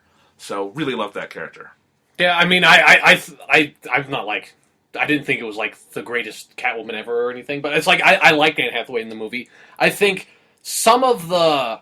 Where it's like, that was the most comic booky aspect of the movie to me, and that was a good thing and a bad thing. I thought a lot of the more comic booky writing, especially near the end of the first act, where Catwoman has some kind of groan-worthy one-liners, I think. Like, she's like, it's not like Michelle Pfeiffer where like everything's a cat pun. Yeah. But it's like she is the character who even though they've never really done this in these movies, all of a sudden she gets these little quips, and it's like, it felt out of place to me. Well, but it was constrained to that character. They didn't suddenly have. Yeah, everyone. But it's like it didn't feel to me like that character would have existed in this universe. Like, okay. I think it's like it went a little too far comic booky. It's like I never thought I would hear you make that complaint. But I mean, it's like in these movies, it's like it brings down the movie to me, where it's like, and like I said, it's like it still gives me the little like tingling feel, where it's like, okay, like Batman and Catwoman are fighting together. That's really cool. And I think they really nailed their chemistry and everything. Yeah, I think that. I mean. I don't think Christopher Nolan ever like does romance particularly well in his movies. It's like it wasn't a big like emphasis on this, but it's like. But that's why I actually think I liked this romance. I actually do have a problem with how they treated sort of the Miranda Tate Talia romance thing. Yeah, and we'll get to that. Jesus. Sex scene came out of fucking nowhere. Yeah, I know. But we'll talk about that. With this, though, what I liked is that there wasn't a big focus on it. It was just subtle. But it's just like kindred spirits. They work together and they wind up sort of liking each other. Yeah, but it's like to me, like especially coming from like the comic books and the animated series, the Batman Catwoman relationship is really, really complex. And so it's like and it's obviously there's no real place to do it in this movie because this movie's chock full of stuff. Like in my opinion, too chock full of stuff. And so it's like, but it's like you lose kind of to me like. It's just like kind of like there needs to. If they do another Batman movie, they do another. Like I would like to see Batman and Catwoman as like a focus of their own movie because I think it could like their relationship can really drive that. Okay. Where it's like, but this one, it's like, yeah, it's like I like Catwoman. I think some of her one-liners and her quips weren't particularly good and felt out of place. But overall, I thought Anne Hathaway did a good job. It's like I thought her role in the movie was well done, and I overall liked her. Okay. No, I really, I think. My favorite part of the movie was either her character or, and we'll transition to this, Joseph Gordon-Levitt's. I really liked John Blake. Yeah, I kind of wish they would have just named him Dick Grayson. I'm totally. I mean, that's my biggest problem with the character. Is that they just didn't know how to handle him really kind of being Robin thing, where it's like. Well, but they weren't trying to make him Robin. They were trying to make him Batman's successor. He was Robin. Right. Literally, he was Robin. I know, but which was fucking stupid. I wish they hadn't done that one line, but again, so fucking stupid. Yeah. But yeah, it's like I mean, I really like Joseph Gordon-Levitt. I mean, he fulfilled basically what would be the Robin role. Yeah. But I like that. I think they did a really good job showing how this younger man who was a kid when Batman sort of came in to Gotham was affected by Batman's sort of mythology and everything, and how he's been sort of inspired by Batman, And just that, John Blake is a really good man who can, as the movie goes on, Bruce Wayne continually sees this is the guy who could take up my mantle. Mm-hmm. And I think I really liked that. I really liked how they end the movie with him finding the Batcave. Yeah, I like that too. Yeah. But it's just like, there's one thing that's like really, okay, there are two things that bug me. We kind of touched on like the Robin thing. But the scene where he says he knows that Bruce Wayne is Batman. It's a great scene. How the fuck does he know? They never, it's like, he's like, well, you lost your parents. It's like, I can see the mask on your face. It's like, he's like, yes, and when he's out in public, he pretends to be more happy than he really is. How does that make him Batman? Like, there's no... How the fuck does he know he's Batman? Like, they could have... It's like they had this really well-written speech, and it was, like, really eloquent and poetic. It's like, how do you know that he's Batman, though? It's like, I get this. You have this connection with him because you're an orphan and he's an orphan, and, like, you can see that in him. It's like, how the fuck do you know that he's Batman, then? Why would you think that he's Batman? I made sense to me, but... Explain it to me, then! How does he know he's Batman? How? I just think the text of the speech says it. You're talking about the mask thing. I think that's the point, is that he's saying, I can tell that's not really you, and I can connect that back to Batman. I think it's more what he says in the beginning of the speech. He doesn't tie it back around. How does that mean that he's Batman? That doesn't make any fucking sense. It's like, I can see that he would understand that Bruce Wayne puts on a public face. That doesn't mean that he's Batman. That doesn't even approach that he's Batman. There's no reason to suspect maybe Bruce John Wayne's Blake Batman. just likes taking leaps of logic. It turns out he's right this time. I don't know. It's just like, that just like felt really weird. It's just like, how the fuck do you know that he's Batman? Okay, but anyway. That doesn't make any sense. But with the John Blake character, I think he's one of my favorite parts of the movie, just for reasons I can't really explain. It's just that he's a really pleasant character to watch. I think he operates in this world really well. And apparently he's fucking Sherlock Holmes. He's very smart, he can figure this stuff out. I guess. Yeah. Anyway, but no, I really liked watching him. I think Joseph Gordon-Levitt hit it out of the park, and it is sort of a part of the movie where it's hard to sort of critically analyze every reason I love that character. It all came together, and I think it's cool to see them sort of have this original character, or semi-original character, that integrates into this world so well. And especially I liked a lot of his interactions with Gary Oldman. Yeah. It's just really good stuff. So, and then I think, are there any other significant new characters that we didn't... Marion Cotillard as Miranda Tate. I kind of want to start at the end with this. We both... Did you predict she was Talia the first time you saw her? Because I sure as hell did. It's like the sex scene. I was like, why the fuck are they having... She's Talia. Yeah, that was it. Talia. That was it for me, because they already brought up the League of Assassins, so it's like, oh, okay, now she's Talia. And I was positive when they said... When Bruce was like, "Oh, so Bane is Batman's child?" I'm like, no, Bane's Bane is not Ra's al Ghul's child. It's Ra's al Ghul. It's Talia. They're not going to stray that far. It's Talia. They have this woman. We don't know who she is yet. They did not. I know they did not hire Marion Cotillard to play this bit part. She's Talia. Yeah. But the scene where she reveals, I actually think, is a really good scene.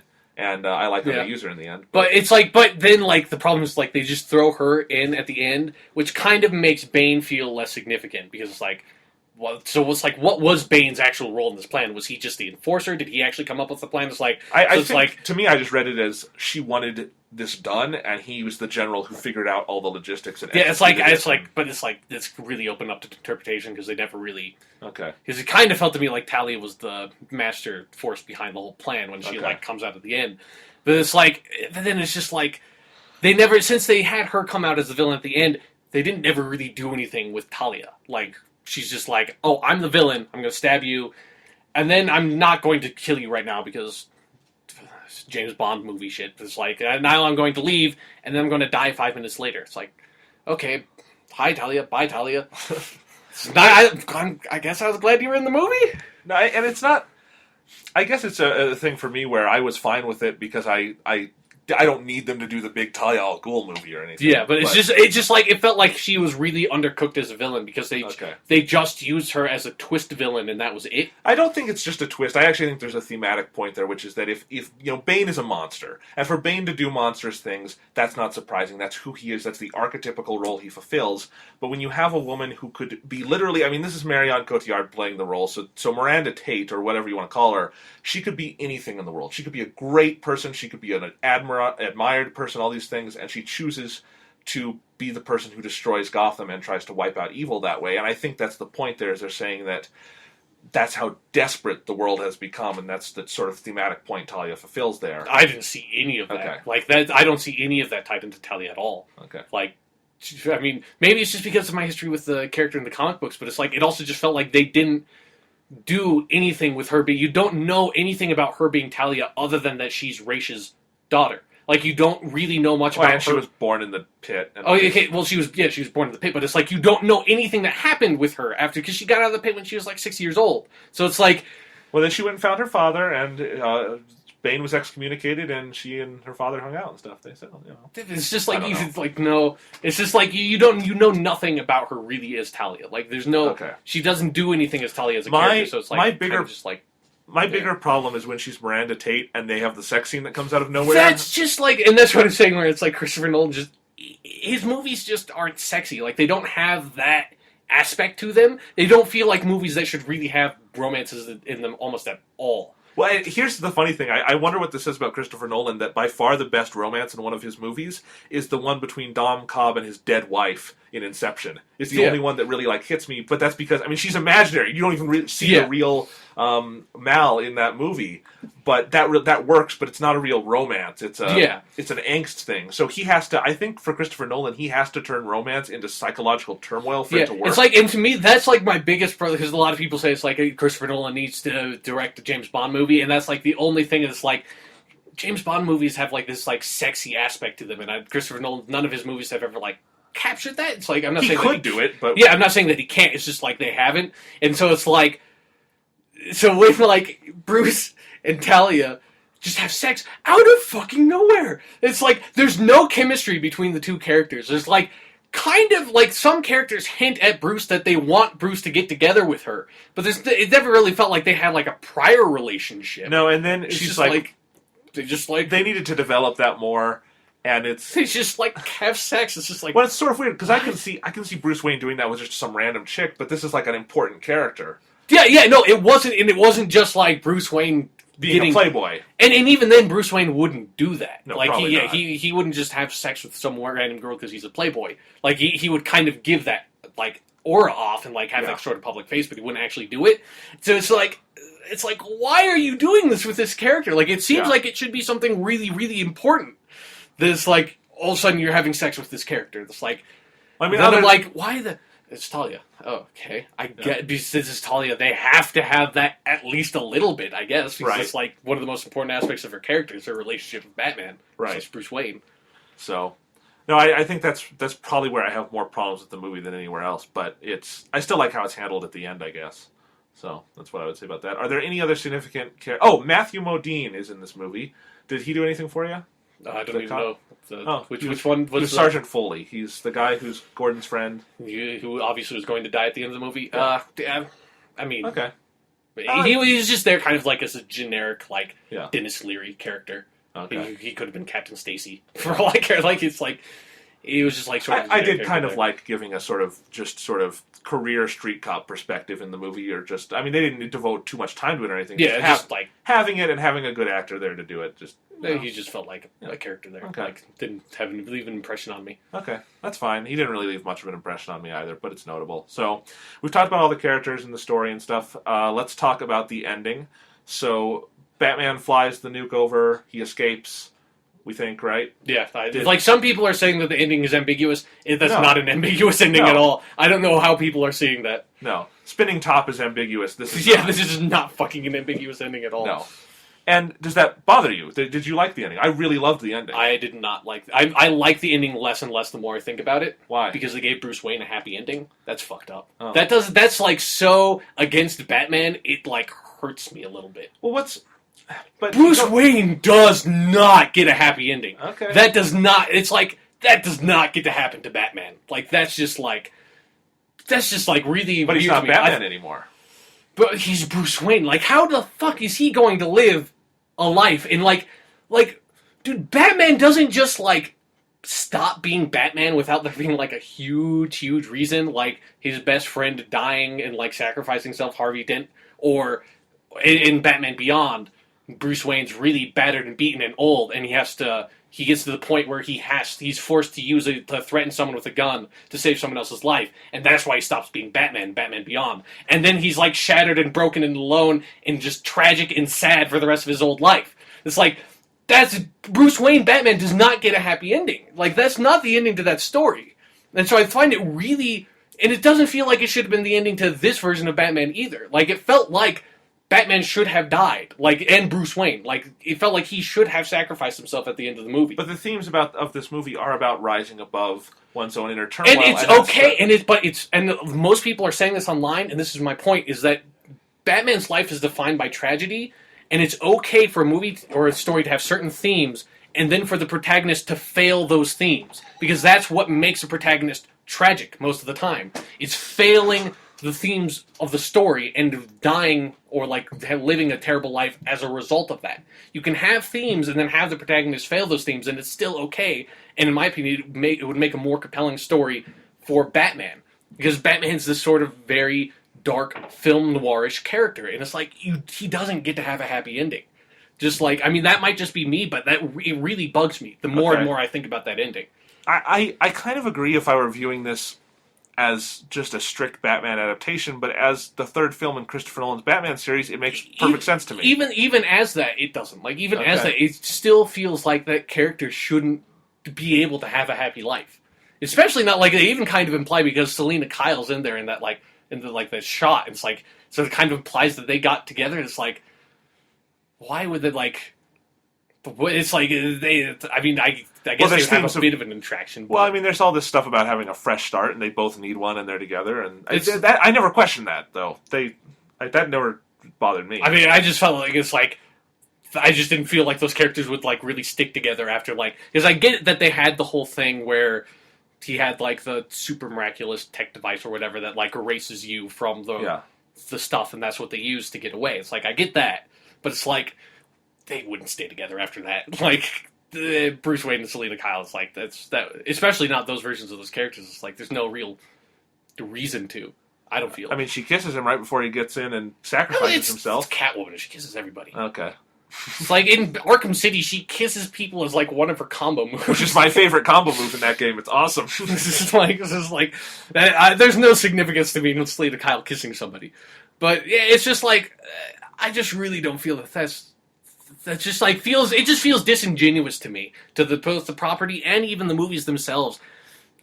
I just don't feel that Bruce. I mean, it felt right that Batman would die, and Bruce Wayne, that they would die at the end of the movie. Like, that's like, because they were building that up. It's like, felt like, yeah, that makes sense to me that he would actually die and that he wouldn't get away and abandon his responsibilities as Batman, which Batman would also never do, and then just go live out his life in like some countryside with Selena Kyle. Like, it's like that wouldn't happen. Like, that doesn't make any sense to me. Okay. And I think that actually is why a lot of people are saying it's an ambiguous ending, because they don't want that to be the actual ending to the movie, and they're kind of reaching for something, but they also are ridiculous Christopher Nolan Batman movie fanboys, so that they can't just admit that just was a poor decision to end the movie that way. So they're like, but it was ambiguous. Okay, and I mean, I don't think it was a poor decision. I really liked that ending. It moved me. I thought it was good. It made sense. I've written a big article about why I think that makes sense. I think it works really well, and I think Christopher Nolan is probably more optimistic than some people give him credit for in the other movies in terms of sort of how he ends stories and stuff. Even The Dark Knight is not a happy ending, but it's well, I mean, it turns out basically a happy ending because, like, Batman won. He beat organized crime at the end of that movie, apparently, given the beginning of Dark Knight Rises. But, it made sense to me. I think it's completely consistent with the themes of what the movie is about, and he's, it makes more sense to me that Batman would fail those things so that he would die. Well, I mean, if you want to get really analytical, I think Bruce Wayne is dead, and he's starting his life over as someone else. But it's like, that's a fucking cop-out. It's like, I'm saying, he wouldn't be able to leave Batman behind like that. It's like, he either, like, doesn't be Batman, and he's like the beginning of Dark Knight Rises, and he's just, like, alone, and he's battered, and he's just, like, he dejects himself from, like, any sort of life at all, or he's Batman. Like, he doesn't have any other choices at this point, to me. Like, I think he does because of the journey he went through on this in this movie, which is about spiritual healing, and that's the sort of thrust of the second act is him in that pit having to fix himself before he can go fix Gotham. And I think if he's fixed and he knows he's symbolically inspired Gotham, he has a successor. Batman is bigger than him at this point. He can walk away from that, and I think that's the journey of the trilogy is him being able to heal himself, because you start with the first scene of Batman Begins. Worst tragedy that could ever befall, a human being young. Well, not ever. I mean, he could get killed and other things could happen. Or his parents could get killed and, the other things. But his parents are killed, psychological trauma, and it's a, 3-film journey to try to overcome that psychological drama and be whole again. And I think the point of that ending is that he's found a way to try to be, to be whole, not to be broken or splintered anymore. And I do absolutely agree with what you're saying, that just because there are themes there, they doesn't have to fulfill them. But this felt like an organic fulfillment of those themes to me. And I think we are approaching the character, though, from very different angles here. Yeah, it's like, to me, it's like, that's, at least to me, I mean, I know that it's like, it's just a very different interpretation of Batman, but that is, having Bruce Wayne have a happy ending is so disingenuous to the Batman character to me, that it's like, that's almost like a betrayal of Batman to me. Like, that's really, really against what Batman is. And so it's like, and so I really take issue with that. Even if, it's like, it's really hard for me to just completely deject my experiences with the character and my feelings for the character from the movie, because it's a Batman movie. No, I understand. So, alright, so we've talked about the characters and the ending and everything. I really liked the ending, you're more ambivalent on it. But how do you think overall this structurally and everything just works as the end of a trilogy? Do you think it succeeds well? And I think especially how it ties into Batman Begins. Yeah, I think it works well. Okay.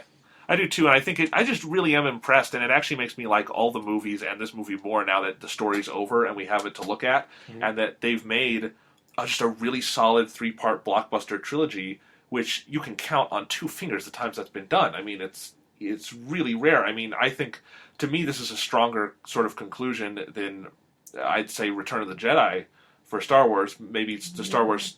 I think Return of the Jedi probably has higher highs in terms of an emotional closing, but... this one also doesn't have Ewoks, so... Yeah, but it also doesn't have a really awesome lightsaber fight at the end. This is true.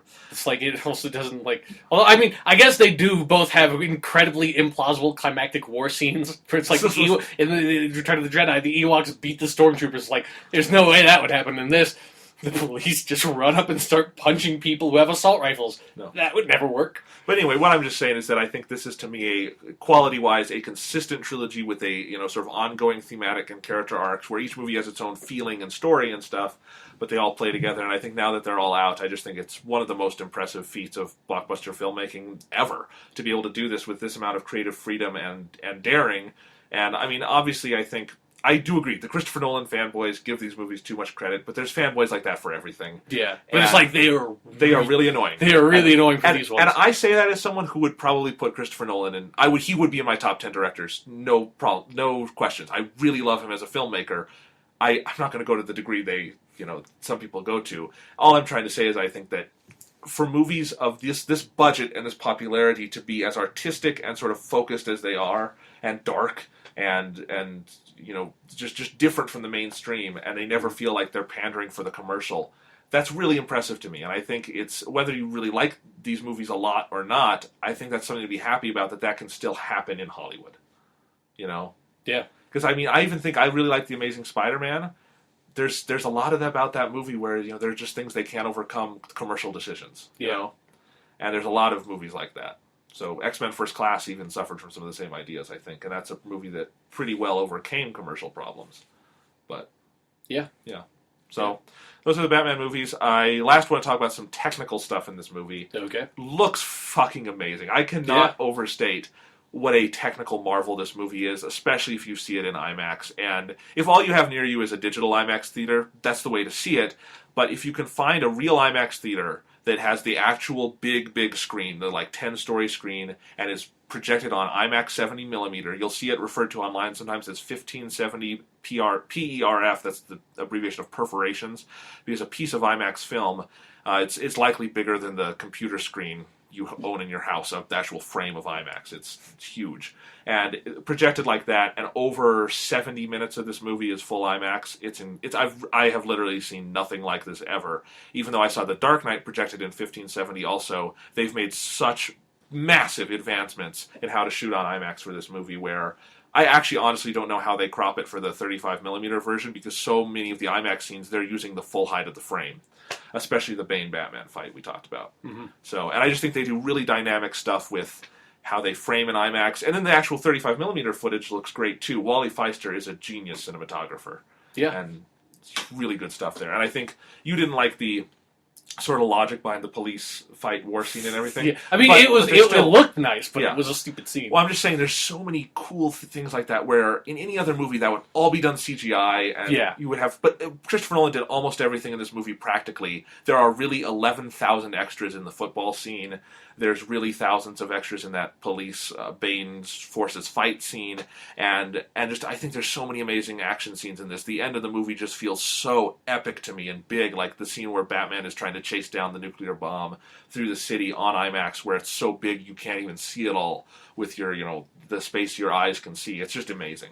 So if you can see it in IMAX 1570, absolutely do that. It's one of the most impressive experiences ever. And I think the last thing about technical I would like to say is Hans Zimmer's score is fucking incredible for this movie. I agree. Yeah. I mean, I've always liked his scores for these movies. Too. Yeah, and this time he does it solo. The last two he was working with James Newton Howard. This is just Hans Zimmer this time.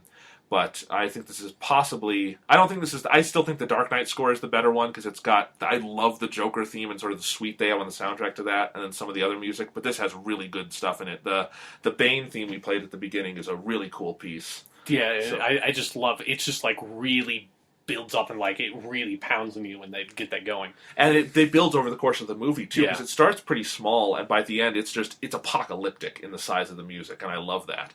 And I do think one of the most impressive things about this trilogy is that they had the same composer for all three, developing the same themes.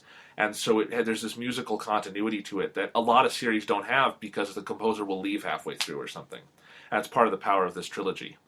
I really do love this music, and I think it's impossible to compare to what Danny Elfman did with the Tim Burton Batman movies, because they're very, very different. Yeah, but this is probably still my favorite Batman movie score. My favorite probably Batman music overall is actually probably going to be the animated series where they mix Danny Elfman and then Shirley MacLaine and her stuff. That to me defines Batman musically. Yeah, but just in terms of score, technical power, the Hans Zimmer stuff for this trilogy is incredible. So, yeah. Yep. And the soundtrack album for this movie is crap because it includes only 50 minutes, and this is a 3-hour movie. Why? Why are you making a 50-minute soundtrack? It's all digital now. You could release every note recorded, and it wouldn't hurt anything. I'd pay for it, Yeah. God, I don't like it when they do that. For The Dark Knight, I know they eventually went back and released all the stuff they didn't have on the soundtrack, and maybe they'll do that for Rises. I hope so. I mean, it's made enough fucking money. You can do that, I think. It's not a financial risk. Yeah, I don't understand why they do stuff like that. Yeah, especially now, because they still confine scores to CD lengths. No one buys CDs. I love that. How you'll even have someone release a digital only album, and it will still be about the length of what a CD could hold. It's right. Do you understand how digital works? You do realize you're not confined to physical media anymore. The only soundtrack I've really seen movies score where they've just abandoned that idea is The Girl with the Dragon Tattoo, the Trent Reznor, Atticus Ross score for the David Fincher movie. They did the full score, that was the album, and it's 3.5 hours long. And they did everything they recorded, not just what's in the movie. That's the way to do it. Yeah. And who cares about the CD release? I went to Best Buy yesterday because I was thinking about picking up the CD of this just to have it, because I have the other 2 CDs, might complete my collection. Yeah. They don't sell it. You can't buy soundtracks in Best Buy anymore. They don't have them. So where am I supposed to buy the CD if this is what you're making it for? I'm with you, man. Yeah. I don't think anyone's going to argue with you. Yeah. Anyway, but anything else to say about The Dark Knight Rises? No, I mean, I guess we didn't really talk that much about the fact that Joseph Gordon-Levitt's the Robin thing at the end. Yeah. That's I don't love that moment. It doesn't ruin anything for me, but it's a really stupid idea, because it's I keep on mulling it over in my head, because it's obvious that that's there for the fans, right? Yeah. Because it's like, okay, this John Robin Blake. It's like they reveal, okay, his actual name is Robin. It's like, he's Robin. Hey, so it's like that's there for the fans. I actually think it's less for the fans than for people who didn't get it already. Like that, this is supposed to. I mean, that doesn't make any sense to me either. Like that's also a really stupid reason because then it's like Right. it doesn't. You don't need to point out that he's like Robin in the movie. Like that, because that's not important. No. So it's like I take it as it's supposed to be kind of like for the fans. It's like it's Robin. It's supposed to be like almost because like the Marvel movies do this a lot, and I think they do it really well, where they'll throw in just a little something for the comic book fans. It's like, hey, that's awesome. Like they'll throw Thanos in at the end of Avengers. It's like if you're a comic book fan, you will know who Thanos is the minute you see him. But if you're not a comic book fan, you'll have no fucking clue, and the movie doesn't care that you wouldn't. Whereas this movie, it's like. They'll throw in a thing for the fans where they'll say, "Oh, your actual name's Robin," but instead of saying, "Oh, your actual name's Dick Grayson or Tim Drake," like an actual Robin name, which any fan would know all the Robin names. Yes. It's obvious that they said Robin so that the people who don't know who Dick Grayson or Tim Drake are would be like, "Oh, it's Robin," because everyone knows about Robin. So it's like.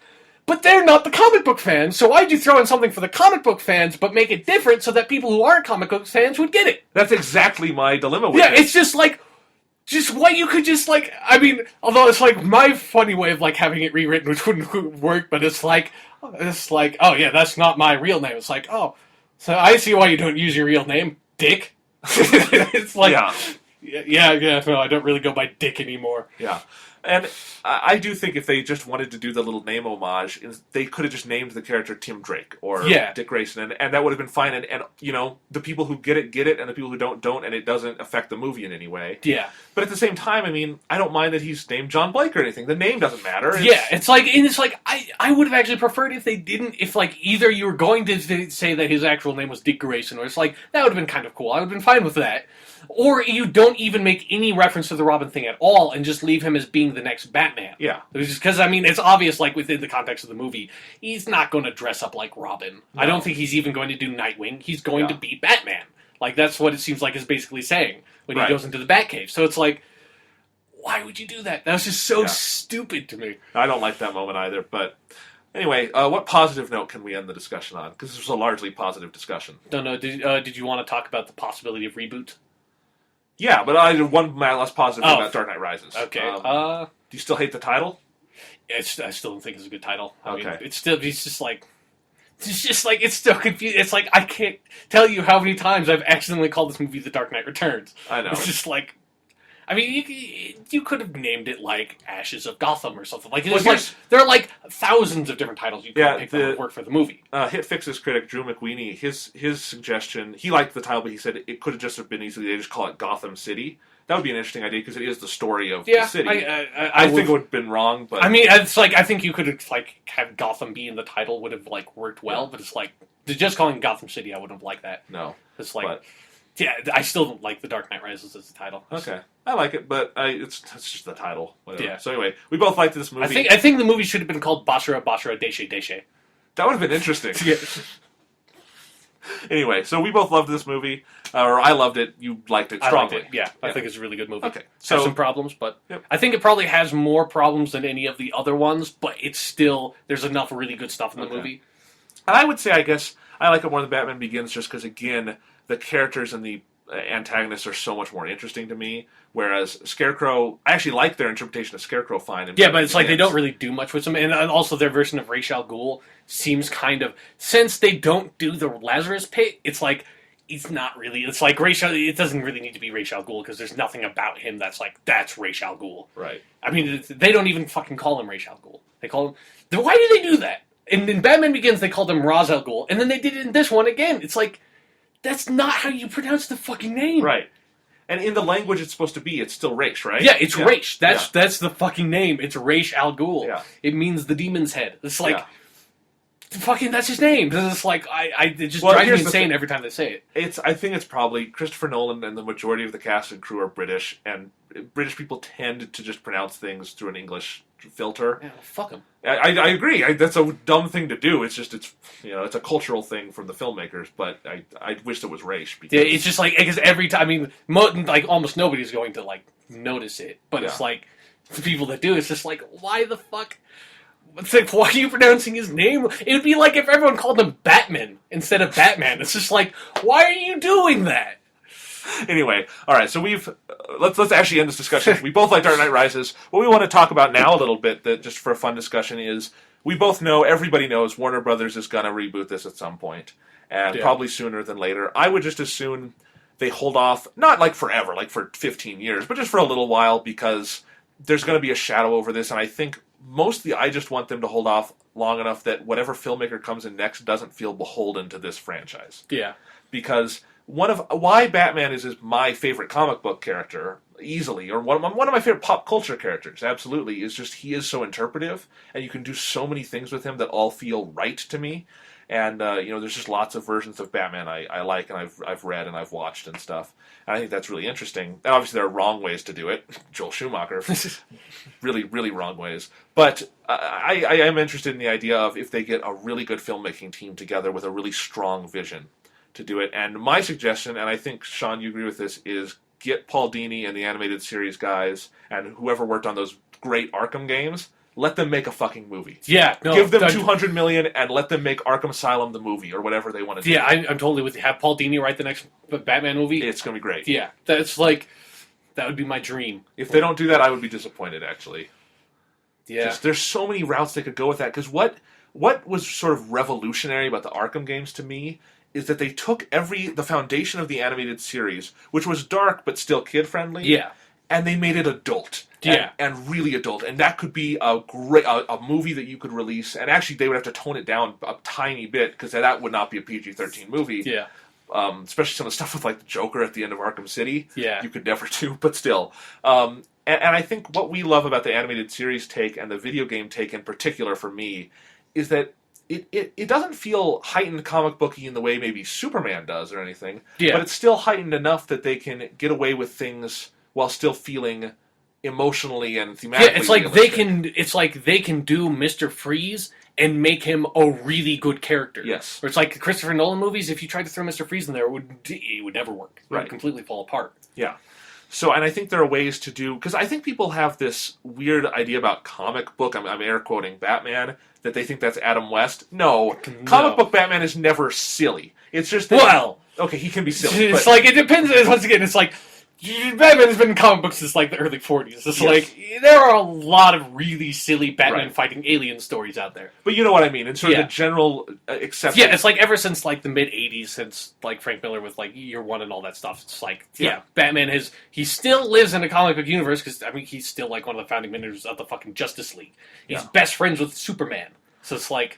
Well, and Warner Brothers has talked about wanting to do a Justice League movie, so I hope that's incentive for them to get Paul Dini and the animated crew, because they could make a great... Their Justice League cartoon is the best version. Like, all the DC animated stuff, like the Paul Dini DC animated stuff, is the best version of all those characters. Batman's the best version of Batman there's been. Superman's the best version of Superman. Justice League's the best version of Justice League. And all the characters are the best version of those characters that have been done. It's like because those people took all the best aspects of their various different comic book forms and then sort of molded them together into like the pure essence of those characters. So it's like, get Paul Dini and those guys and Bruce Timm and like have them make a really awesome, just like have them do all the DC movies and like do production design for all the DC movies. It's just like they have proven that they can do the best stuff with that universe. I agree, and again, they could make a Batman who is not too outlandish that audiences won't accept him, but enough that you could do a Justice League movie with him, you know? Yeah, you can... it's like, what I want to do, I want them to have Robin and do Robin well. Yeah. Like actual Robin. Because I am sick and tired of people shitting on Robin because they think they do it with Superman too. They just think it's like, because like the concept is kind of silly. That it's like, this is automatically a terrible character. It's like, Robin is a really good character. You lose so much of Batman when you don't have a Robin or a Nightwing in there. It's like the Bat family is a huge part of Batman's character. And I think I'm so sick of people being like, Robin's just stupid, Robin's terrible, you can't do Robin and make him good. And fuck you people. It's like, just like make a good movie that has Robin in it. I agree, and those are the people who have never seen Robin's Reckoning, the 2-part, animated series episode. Yeah. Where, watch that, you will never say another bad thing about Robin in your fucking life. Yeah, it's like, I mean, I'm not saying that Robin should be a 12-year-old, but it's like you can have like a 16 to 18-year-old Robin, and it would make more sense than having like a 30-year-old guy being Batman. Well, to be honest, I think some of the John Blake material in Dark Knight Rises proves that there are concepts there that can very easily be done, even in a real-world context, because, Christopher Nolan 2 films ago with Batman Begins was saying he would never do anything like it. He's obviously warmed up to that because a lot of the ideas behind John Blake are things he previously rejected. Yeah, I mean, his backstory is almost exactly Tim Drake's backstory with like his mom dying and then his dad dying later and that stuff, other than him being a cop. Yeah. Obviously, Tim Drake was never that because he was like 14-year-olds when he became Robin, but it's like, Robin is a really good character, and actually the story arc of Dick Grayson from becoming Robin to Nightwing and then eventually becoming Batman, it's like a perfect framework for a trilogy. It's like the Dick Grayson arc is one of like my favorite arcs in comic books. It's like there's a lot of material there that people just ignore because they think Robin's just stupid. Yep. And I think the number one thing I want them to do in another movie though is don't do an origin story. That's important. don't. It's like I'm really sick of seeing all the origin stories. Like Batman Begins did the Bruce Wayne origin stuff better than like I can't even imagine them doing it better. No. It's better than anything they've done in the comic books. I like that more than what they did in year one. So. Right. You can't top it. Don't try to. And I think the Arkham games proved that you can just enter a new universe. Because Arkham, I don't know if it's exactly the continuity of the animated series or not. Well, it's not. I mean, it's like it takes a lot of like sort of like the ideas and like obviously the voice actors. But do it like that, where you come in with an original Batman story and it's just pre-established, and there's some introduction to the universe. Yeah, it just exists in a sort of basic Batman universe that you can just assume is there. Like you don't have to. I mean, the animated series was like that too. They didn't just. Like, the first episode is Batman fighting the Man-Bat. It's like, they don't start off with having Bruce Wayne go through everything. It's like, people know who Batman is. They know who a lot of his villains are. Right. And I think if you're just, start with that. And I think, obviously the origin was essential to what Christopher Nolan is doing. Yeah, that was the point of the trilogy. But, the next trilogy, that shouldn't be the point of it, because there are other avenues to do. I mean, that's what's wonderful about Batman, is Christopher Nolan did all these things, and he didn't even scratch the surface. Nobody could in 3 movies. You have to, the animated series still has things left undone if you want to get really into it. Mm-hmm. But, so I really think, I think the chance to reboot Batman and do it with sort of the animated series Paul Dini ideology behind it, they would be stupid not to do that. Yeah. But are there any other ideas? We've been focusing just on this for a reboot idea. Are there any other things you think could happen or you would enjoy seeing other than that? I have trouble thinking. Like I said, like I would really like to see like the Robin stuff done. I don't know. Like it's just like to me, like that sort of animated series style of Batman is so much like the intrinsic Batman. And it's like, and then like all of his appearances in comic books afterwards, which are like most of the really good ones. That it was very much informed by that interpretation. But I think they could do a lot of stuff with like I just keep on going back to Robin, but like the Jason Todd stuff where the Jason Todd Robin dies and like comes back later. Like they can do like there's a lot of story material that's like there to mine that was impossible with the Christopher Nolan interpretation. Right. And I agree. I know a more detective-y style Batman. I would love to see Batman being a lot more intelligent because that's a huge piece of his character that's not touched on almost at all in these movies. Like, there's like one token scene in this one where he like dusts for or he like does the stuff with the fingerprints. It's like that's like the only detective-y type thing he does. There's so many ways you could do it without overlapping at all with Christopher Nolan's interpretation. Yeah. Like, one of the biggest things they're going to be faced with, though, is if they ever want to do the Joker again, like 10 years from now, it's got Heath Ledger is so ingrained into culture right now. I wouldn't even necessarily want to see another version of the Joker. Although, one thing they could do, which would actually be really interesting, is they could adapt the Court of Owls storyline that happened just very recently in the New 52 Batman comics. I've read the beginning of that. I haven't read the whole thing. It's really, really good. And it's a really good Batman story that doesn't have a lot of... it's a completely original Batman story that doesn't need backstory and continuity. Yeah. I think that would actually be really cool. Then you have a built-in title, too. You can just call it Batman, the Court of Owls, and release it. And I think that would be a really great story that you could adapt very easily. Yeah. So there's a lot of directions they could go. I know the number one director you want to see for it is Zack Snyder, right? Sean hates Zack Snyder. I just wanted to... Oh, I don't You hate hate the him, I guy. know. It's just like Yeah. some of his directorial style I don't particularly like. Oh, another thing I would be wrong for Batman. That's yeah, all. I mean, I would also like to see Barbara Gordon / Batgirl or Oracle get done. I think that's also another like. I mean, all of those Bat family characters that don't ever get like touched on that much in the movies. I mean, obviously, like the Joel Schumacher stuff did Batgirl and Robin, but if they do ever do a Joker, like new Joker kind of thing, I want them to do Harley Quinn, and I want her to be played by Alison Brie from Community. She sounds exactly like Arlene Sorkin. She would be perfect for it. Like, I want that. If we're dreaming here, it's like I think it might be hard to do a live action Harley Quinn. I know, because then you get into sort of the darker implications there. And I mean, there's like, and it's just like Harley Quinn's such a cartoon. Yeah, such the cartoon character to me that it's like it seems like it'd be really hard to. But at the same time, make her do live action stuff. Right, especially her costume would look terrible in live action. I know. The only thing I will say is I would have said that 100% until the Arkham games, and I know those are technically animated, but they're so much more sort of realistically animated. And when they did her, it surprised me how well she worked in that context. Yeah, I mean, they obviously had to change the costume. Right. It's like... And obviously go down a darker route with the character, but... Yeah, I mean, I think... I would love to see a really good Mr. Freeze story, like kind of like the Heart of Ice animated series do that. Stories. Those are really, really awesome. And I mean, if they can rehabilitate Bane after what happened to him in Batman and Robin, they can rehabilitate Mr. Freeze, right? Yeah. Are there any actors you know of that you think could play Batman at this stage? And Kevin Conroy, like is he too old for live action Batman? He's not like, I don't know if you've ever seen like how he actually looks, but he doesn't look like he doesn't look the part at all, which is too bad. But yeah, it's like, I mean, I don't know. It's really hard for me to say. The only actor that I've seen that I've thought of that could do it, and he's too busy with other superhero things, is Michael Fassbender. I think could make a really good dark Batman. I can kind of see that. It's really hard for me to. Well, how much of Michael Fassbender's work have you seen? Because I mean, not that much. Okay. I mean, I know most from Prometheus and X-Men First Class. Right, and I'm thinking of different movies actually that I've seen him in, like Shame, which is the sex addiction drama he was in. I know Batman is not a sex addict, but he is a psychologically scarred individual, and Michael Fassbender is great at that, and I think you put his stature is right for it, and the voice, I mean, I think he's the kind of guy who would do it the Kevin Conroy style, where it's a very minor difference in voice between the two characters, but I just, all the actors of that age range, though, that I've seen suggested, none of them are right for that to me. Yeah, it's really, I mean, I would prefer to have someone that I don't really know play the part. Well, Christian Bale was pretty much unknown before this, and that was kind of interesting because he was sort of a discovery in Batman Begins. So yeah, it's like, I mean, I'm not that tied into like the current movie scene that I'd be able to pick out actors or directors or anything for another project.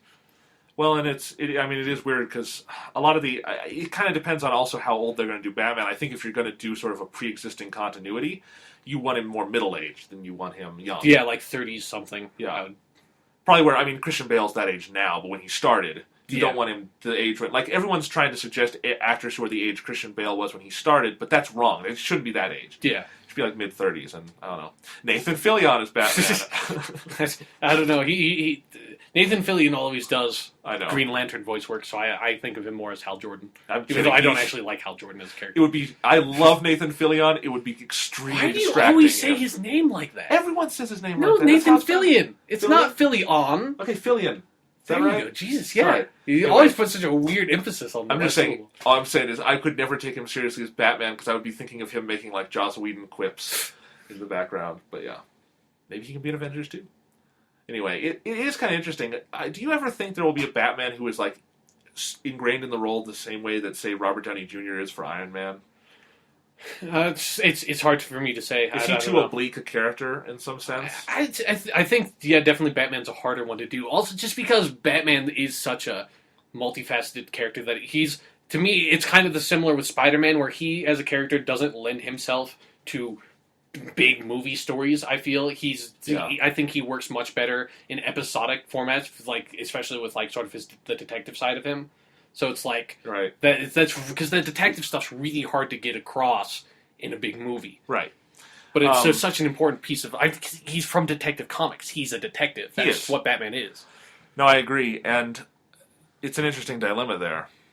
So I mean, I think it would be really awesome to see like a like a live action Batman TV show. That could be cool, just like the Adam West one. Just kidding. It's like I saw something really funny on Reddit where some guy it was like a Dark Knight Rises movie discussion, and he said this is basically the ending to the movie, and he posted a link, and you click on it, it takes you to YouTube, and it was the Adam West Batman movie where there's a really famous scene in that where he's trying to get rid of this like huge like comically oversized cartoon bomb with like a big like wig on the top that's like. And he's just like running around the town, and everywhere he goes, he can't throw it away because he'll like run, and there are like some nuns in one direction, so he can't throw the bomb over there. He like runs over, there's some ducks, so he can't throw the bomb. And he's like, some days he just can't get rid of a bomb. It's like, I love those Adam West Batman things. They're really funny. Yeah, and that is the ending of this movie. Sometimes you just can't get rid of a bomb.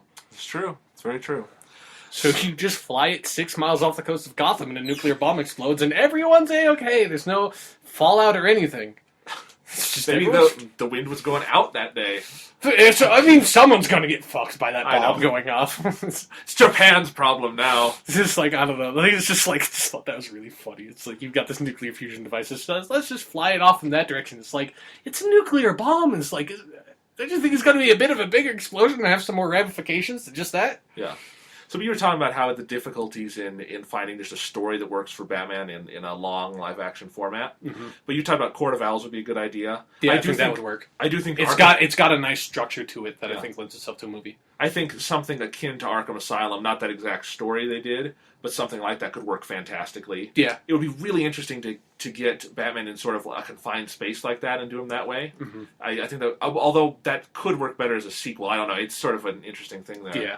But definitely, there's a lot of possibilities, and it is kind of hard to figure out. Again, the actors and do those discussions because Batman is so different. We were talking about how other actors are more suited to their parts. Yeah, and what hit me sort of when we were talking about that is that what makes it sort of automatic for Robert Downey Jr. to be Tony Stark is Iron Man is not different than Tony Stark. There's not an alter ego. That's just who he is. Yeah. Steve Rogers does not become Captain America when he puts on the thing. He always is Steve Rogers. He is.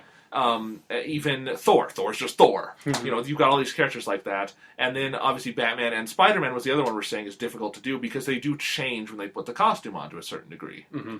And so you have to find an actor that's able to do both of them well. And that's hard. And again, Michael Fassbender is the only one I can think. And I know, they wouldn't because he's too famous at this point, and he's Magneto, and, it would be weird to have Magneto as Batman at the same time in two different movies. But, I definitely hope Warner Brothers makes the most of this opportunity and doesn't just try to sort of cash in on the same style Christopher Nolan did. Because you're not going to be able to repeat it successfully without that creative team, I don't think. That style, at least. Yeah. And B, why would you want to? These ones were great. Do something new. Yeah, it's like just trying to sort of copy that style is just going to hurt you in the end. Oh, and that being said, on our actors discussion, I will say Kevin Conroy is as close as you could come to the definitive Batman. It's just he's not live action. Yeah. I think it'd be interesting if they tried to do some sort of like CG or animated Batman movie too. Like Pixar's Batman. I mean, I've always thought it was kind of odd that you would want to adapt comic books into live action like that. It's like I always think that like an animated version is like animated version of comic book stuff is almost always better than live action stuff. Yeah. As much as I like the live action movies, and I wouldn't want them to even do it CGI though, because I think that would be wrong. But I think it depends. It depends on the style. Right. I mean, I think you could do it. Then it would work well. But yeah. So something I wanted to ask you. I saw the new Man of Steel trailer in front of Dark Knight Rises. Yes, I've seen it. Did you like how it uses Lord of the Rings? That's the music from when Gandalf dies! That's what I said as soon as it came out. I was talking to my dad about it. I was like, I thought it was really weird. That's the music when Gandalf dies. It's like, not only do I know it's Lord of the Rings music, I know exactly where it falls in the movie. Because that's like the saddest scene in any movie, where they come out and they're all crying and it's silent, but for the... Yeah, I know. I thought that was really... strange because it's not going to be music from the actual movie score because they haven't done that yet. But you use the most iconic. Yeah, but it's like they usually use like a sort of generic trailer music. It's like it's like sometimes it's taken from an actual movie score, but usually it's just like sort of like this generic trailer music and not. It would just be like having a trailer to a movie using like the music from Star Wars where Luke's looking at like the binary sunset. It's like. what? Yeah. That's just really bizarre. Like, they completely, I think, underestimated the iconic nature of the Howard Shore music. It's as big as Star Wars music. Yeah, I mean, it's like, I think most people would if we've seen the movies, would recognize that, like, that's from a Lord of the Rings movie, even though they couldn't, like, pinpoint the moment. Yeah. But yeah. So, I will say this about that trailer. If I hadn't read the report from Comic-Con about the footage they showed, I would have been weirded out by it. I did, however, before the trailer came out, I read about the Comic-Con presentation where they showed 5 minutes of footage, not just a teaser, and people said it was fantastic. Like, everything you could want out of it and more. And just really kind of new, like, very different than the Richard Donner, but at the same time really true to Superman. Yeah. And that excites me. This trailer does nothing for me. I was really, because I was aware that Man of Steel had a presentation at Comic-Con, but I hadn't really read up on what it was. And it's like, and I knew that there was going to be a Man of Steel trailer, and then when I saw the DC Comics logo, I knew it was going to be the Superman trailer. But then when it started playing, I was like, this is actually really interesting. Like, I thought it's like, because it's a trailer, you don't know how indicative it's going to be of, like, what the actual movie's like, but for them to go with that tone for the trailer, I thought was really, really interesting, because that's more what I want to see from at least the Clark Kent side of a Superman movie. It's like, especially if they're going to do the origin stuff, that's the kind of tone I want it to be, because that's really interesting. I agree 100%. When I say the trailer did nothing for me, I guess I did like the take on it. I like that the visuals are fantastic in that trailer. I do like sort of the tone they're going for. But what I sort of meant is, I guess I was coming to it from more of a business standpoint, where I think that appeals to sort of you and me, but the general audience who may not know there's going to be a new Superman movie, what did they think watching that? That's sort of my problem, is that I think most people would be intrigued by it, just because it is such a different style, and then having the shot at the end where he's flying up. Yeah, I thought that was awesome. Like, that's what I want from, like, how you do Superman in a modern movie, is you would just have, like, the effects over the top. You just make him feel super powerful, and having that sort of, like, sonic boom and everything. It's like, that's cool. Right. That's how Superman moves. And that's like, he's super dynamic and he's Superman. Yeah. And having that contrasted with the very plain sort of stuff that you see Clark Kent doing, I think that was really an interesting direction. Like, it shows, it's like demonstrates to me in the trailer that whoever made the trailer understood sort of like the dynamic between, like, his Clark having to choose whether or not he wants to live as Clark Kent or be Superman. Yeah. And it's like, and I guess I just thought that was really cool. What I've heard out of Comic-Con is that all the footage they showed, which they showed the footage from this teaser and then more stuff of him in costume, and they said it's really the same tone throughout. It's not, the teaser isn't lying. That's what they showed, and that's what Zack Snyder talked about. And you were talking about Superman being superpowered. We have made fun on this podcast of the idea of Zack Snyder doing Superman, but I've always thought he would be the right director to sell the superpowered nature of it, especially if you've seen Watchmen or 300. He's able to sell power fantastically. Mm-hmm. And now that I've seen this and seen sort of it's very different than I wouldn't have guessed that was a trailer for a Zack Snyder movie, and it's like, so I'm really happy. It's like, maybe Zack Snyder's not the one-note director that I assumed he was. Yeah. It's like, I hope so, because I really like 300. It's like, it's kind of it's like a movie you can only really watch once, but it's like, I enjoyed it, so it's like, and I think combined with David Goyer doing the script and Christopher Nolan producing, I'm excited for this movie. Yeah, it's like, whereas I was really lukewarm about it before, I'm now excited for it. I still think the costume doesn't look that good, but for some reason people keep on just fucking with people's costumes, and I don't know why that keeps happening. Oh well. Like, it's like, it almost has the same problems as the new Spider-Man costume too, because it's like it's too dark and there's just too much blue. Yeah. No, but I think there's a lot of potential. I think. And I will say, what impressed me most about the trailer is that they aren't trying even a bit to make this Richard Donner Superman. And that's good, because we had, in my opinion, I don't get the appeal over the Superman movies. There's one good one, and then there's 3 shitty ones and a mediocre one. And I think the mediocre one is Superman Returns. I don't like the Superman 2 original cut at all. But, except for, I guess, some of the stuff with Terrence Stamp. He's cool. Yeah. But anyway, but all of them were just trying to repeat what Richard Donner did in the first one. Mm-hmm. to sort of to diminishing results. And then Superman Returns was a very well made film, but it didn't have anything original to say. And that's like, and it's like, how many fucking times can you do Lex Luthor and Kryptonite before you get tired of it? And so I just like that Zach, and they said at Comic-Con something that really got me excited, where they said, we are treating this as if no one has ever made a Superman movie. Yeah, it's like, exactly. This is the way you do it. And they're not even using the John Williams theme, and while I think that's going to be difficult to get used to at first, they've got Hans Zimmer doing the music, so they're safe in that department. Or it's like, if not, they can just use Lord of the Rings music. It works really well on that trailer. Yeah. That would be funny. Like, it's like you just have like Superman come on screen as like the Rohan theme, da da da da da da da da. Or when for Justice League they could have like as the Justice League assembles, dun dun dun dun dun dun. Anyway, but yeah, and I think Henry Cavill, I kind of liked the scruffy look of Clark Kent. And it's like as soon as I saw him, I'm like, that is Clark Kent. Like that is what I don't know what they did, because I mean I saw like I've seen pictures of him before. I don't think I've seen him in another movie. If I have, I don't remember it. It's like, and he looked like Clark Kent, but not that much. And then as soon as he's on screen, it's like that looks exactly like Clark Kent. Like it's like Robert Downey Jr. Tony Stark. It's like he looks exactly like Clark Kent. It's insane. I agree, and what I like is that they didn't try to cast him because he looked like Christopher Reeve or something. You know? Which Christopher Reeve is great. I'm not disrespecting him, but one of the problems with Superman Returns is they tried to cast everybody based on how much they looked like the original actors. That's a dumb way to cast. I'm sorry. Like, Brandon Routh was okay, but there had to be better actors out there for Superman. Like, the one thing that I just can't get over, and I don't know if it was because of the beard, but it's like the one or two shots you see, it's like the dude has Superman's jawline. How is that physically possible? Like, it's like the only other person I've seen that has like the comic book jawline is like John Hamm from Mad Men. It's like, that's the only, it's like those are the two, apparently they're the two people on the planet. It's like, you need Superman and Batman. Both have the jawline in the comic books. It's like, now you've got the people to play them. John Hamm is Batman. Do it! John Hamm is Batman. I can't believe I forgot John Hamm. He's one of the best actors out there right now. He could be Batman. He's the right age. He can do it. Yeah. Even if not, at least have him be the guy in the suit. Yeah. Just for the chin. Because it's just like I don't know how that's even possible. Yeah. Because that was always the biggest problem with Batman in live action, is that the cowl looks awful because nobody has that chin that can like sell the design of the cowl. Because it's like they always look like they're choking inside of it in the movies. It's like get John Hamm in there, man. Right. I think they made probably the Nolan movies did something more with the costume to like accept for that. But yeah, no, you're right. And the thing about John Hamm is we know he's a great actor. Yeah.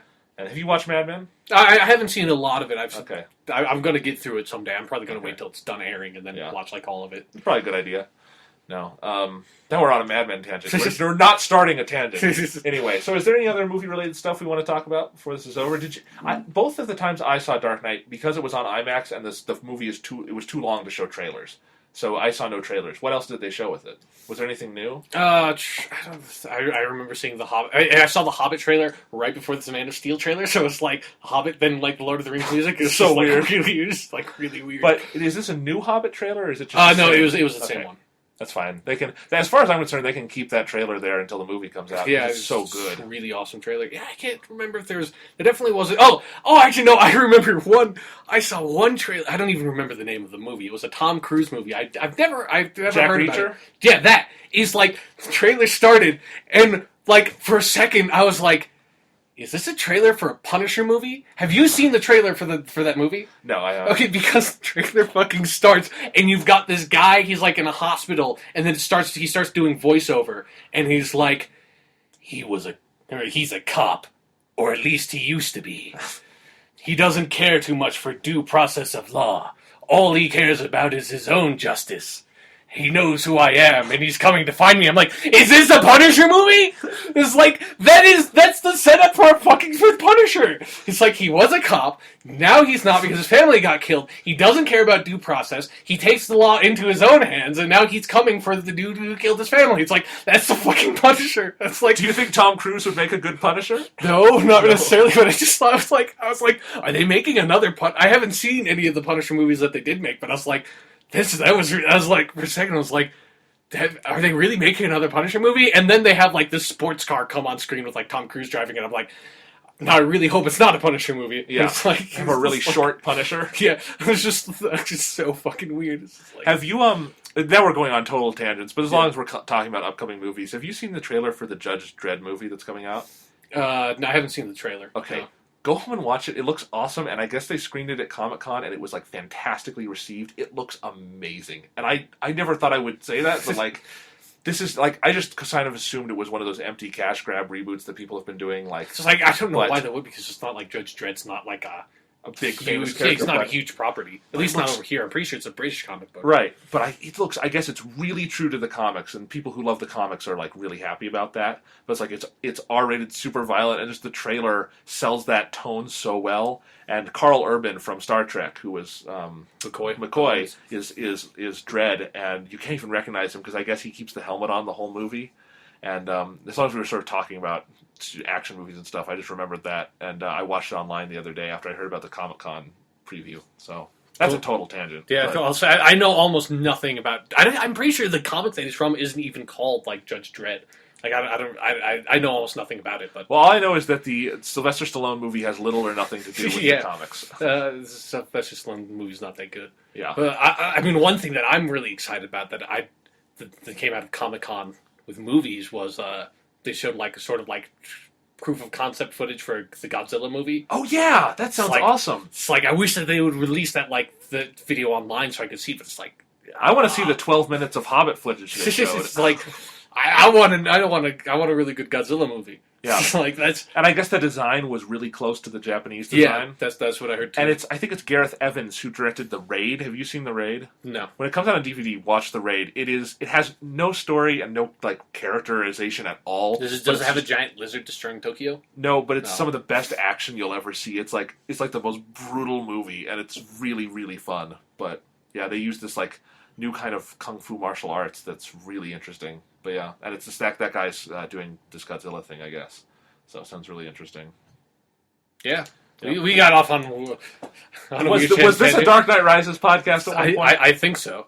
We should Hey. do a Godzilla podcast. I know. Well, anyway, you want to stop? Yeah, we've been going for quite a while. Okay. We keep So- on going and wait until we get to the movie's running time and then stop there. We still have a long ways to go. I know. It was That was a 25 long movie. But I will say, people have talked about the length. I think the length for Dark Knight Rises was justified. It didn't feel long. Yeah, I mean, like, this like I have some problems with the pacing, in particular at the beginning, where I did feel it's slow and plotting, and it was kind of dull. And it picked up later after like Batman became Batman and started fighting Bane and stuff. It's like I think if I were to do the movie, it's like I still think they tackled a bit too much, and the movie did feel a little bloated to me. But it's like. Okay, it went by really fast to me, though. That's all I'll say, is it did not feel long to me. Dark Knight actually feels longer to me, and that's not Yeah, a bad Dark thing, Knight but- feels. I mean, that's my biggest problem with Dark Knight is I don't know what it is with the pacing of that movie. I'm the only person I know that has this problem. But I feel like an hour to an hour and a half into that movie that the movie should be over, and then it, like keeps on going for like another hour, and then like this movie should be over. Okay. Well, anyway, that's our discussion of The Dark Knight Rises and other random things. Yes, If Dark you'd Knight like- Strikes Again. If you'd like to read more about the movie, you can read, I have a big 4-part essay up on We Got This Covered. It's called Imagine the Fire, Analyzing The Dark Knight Rises.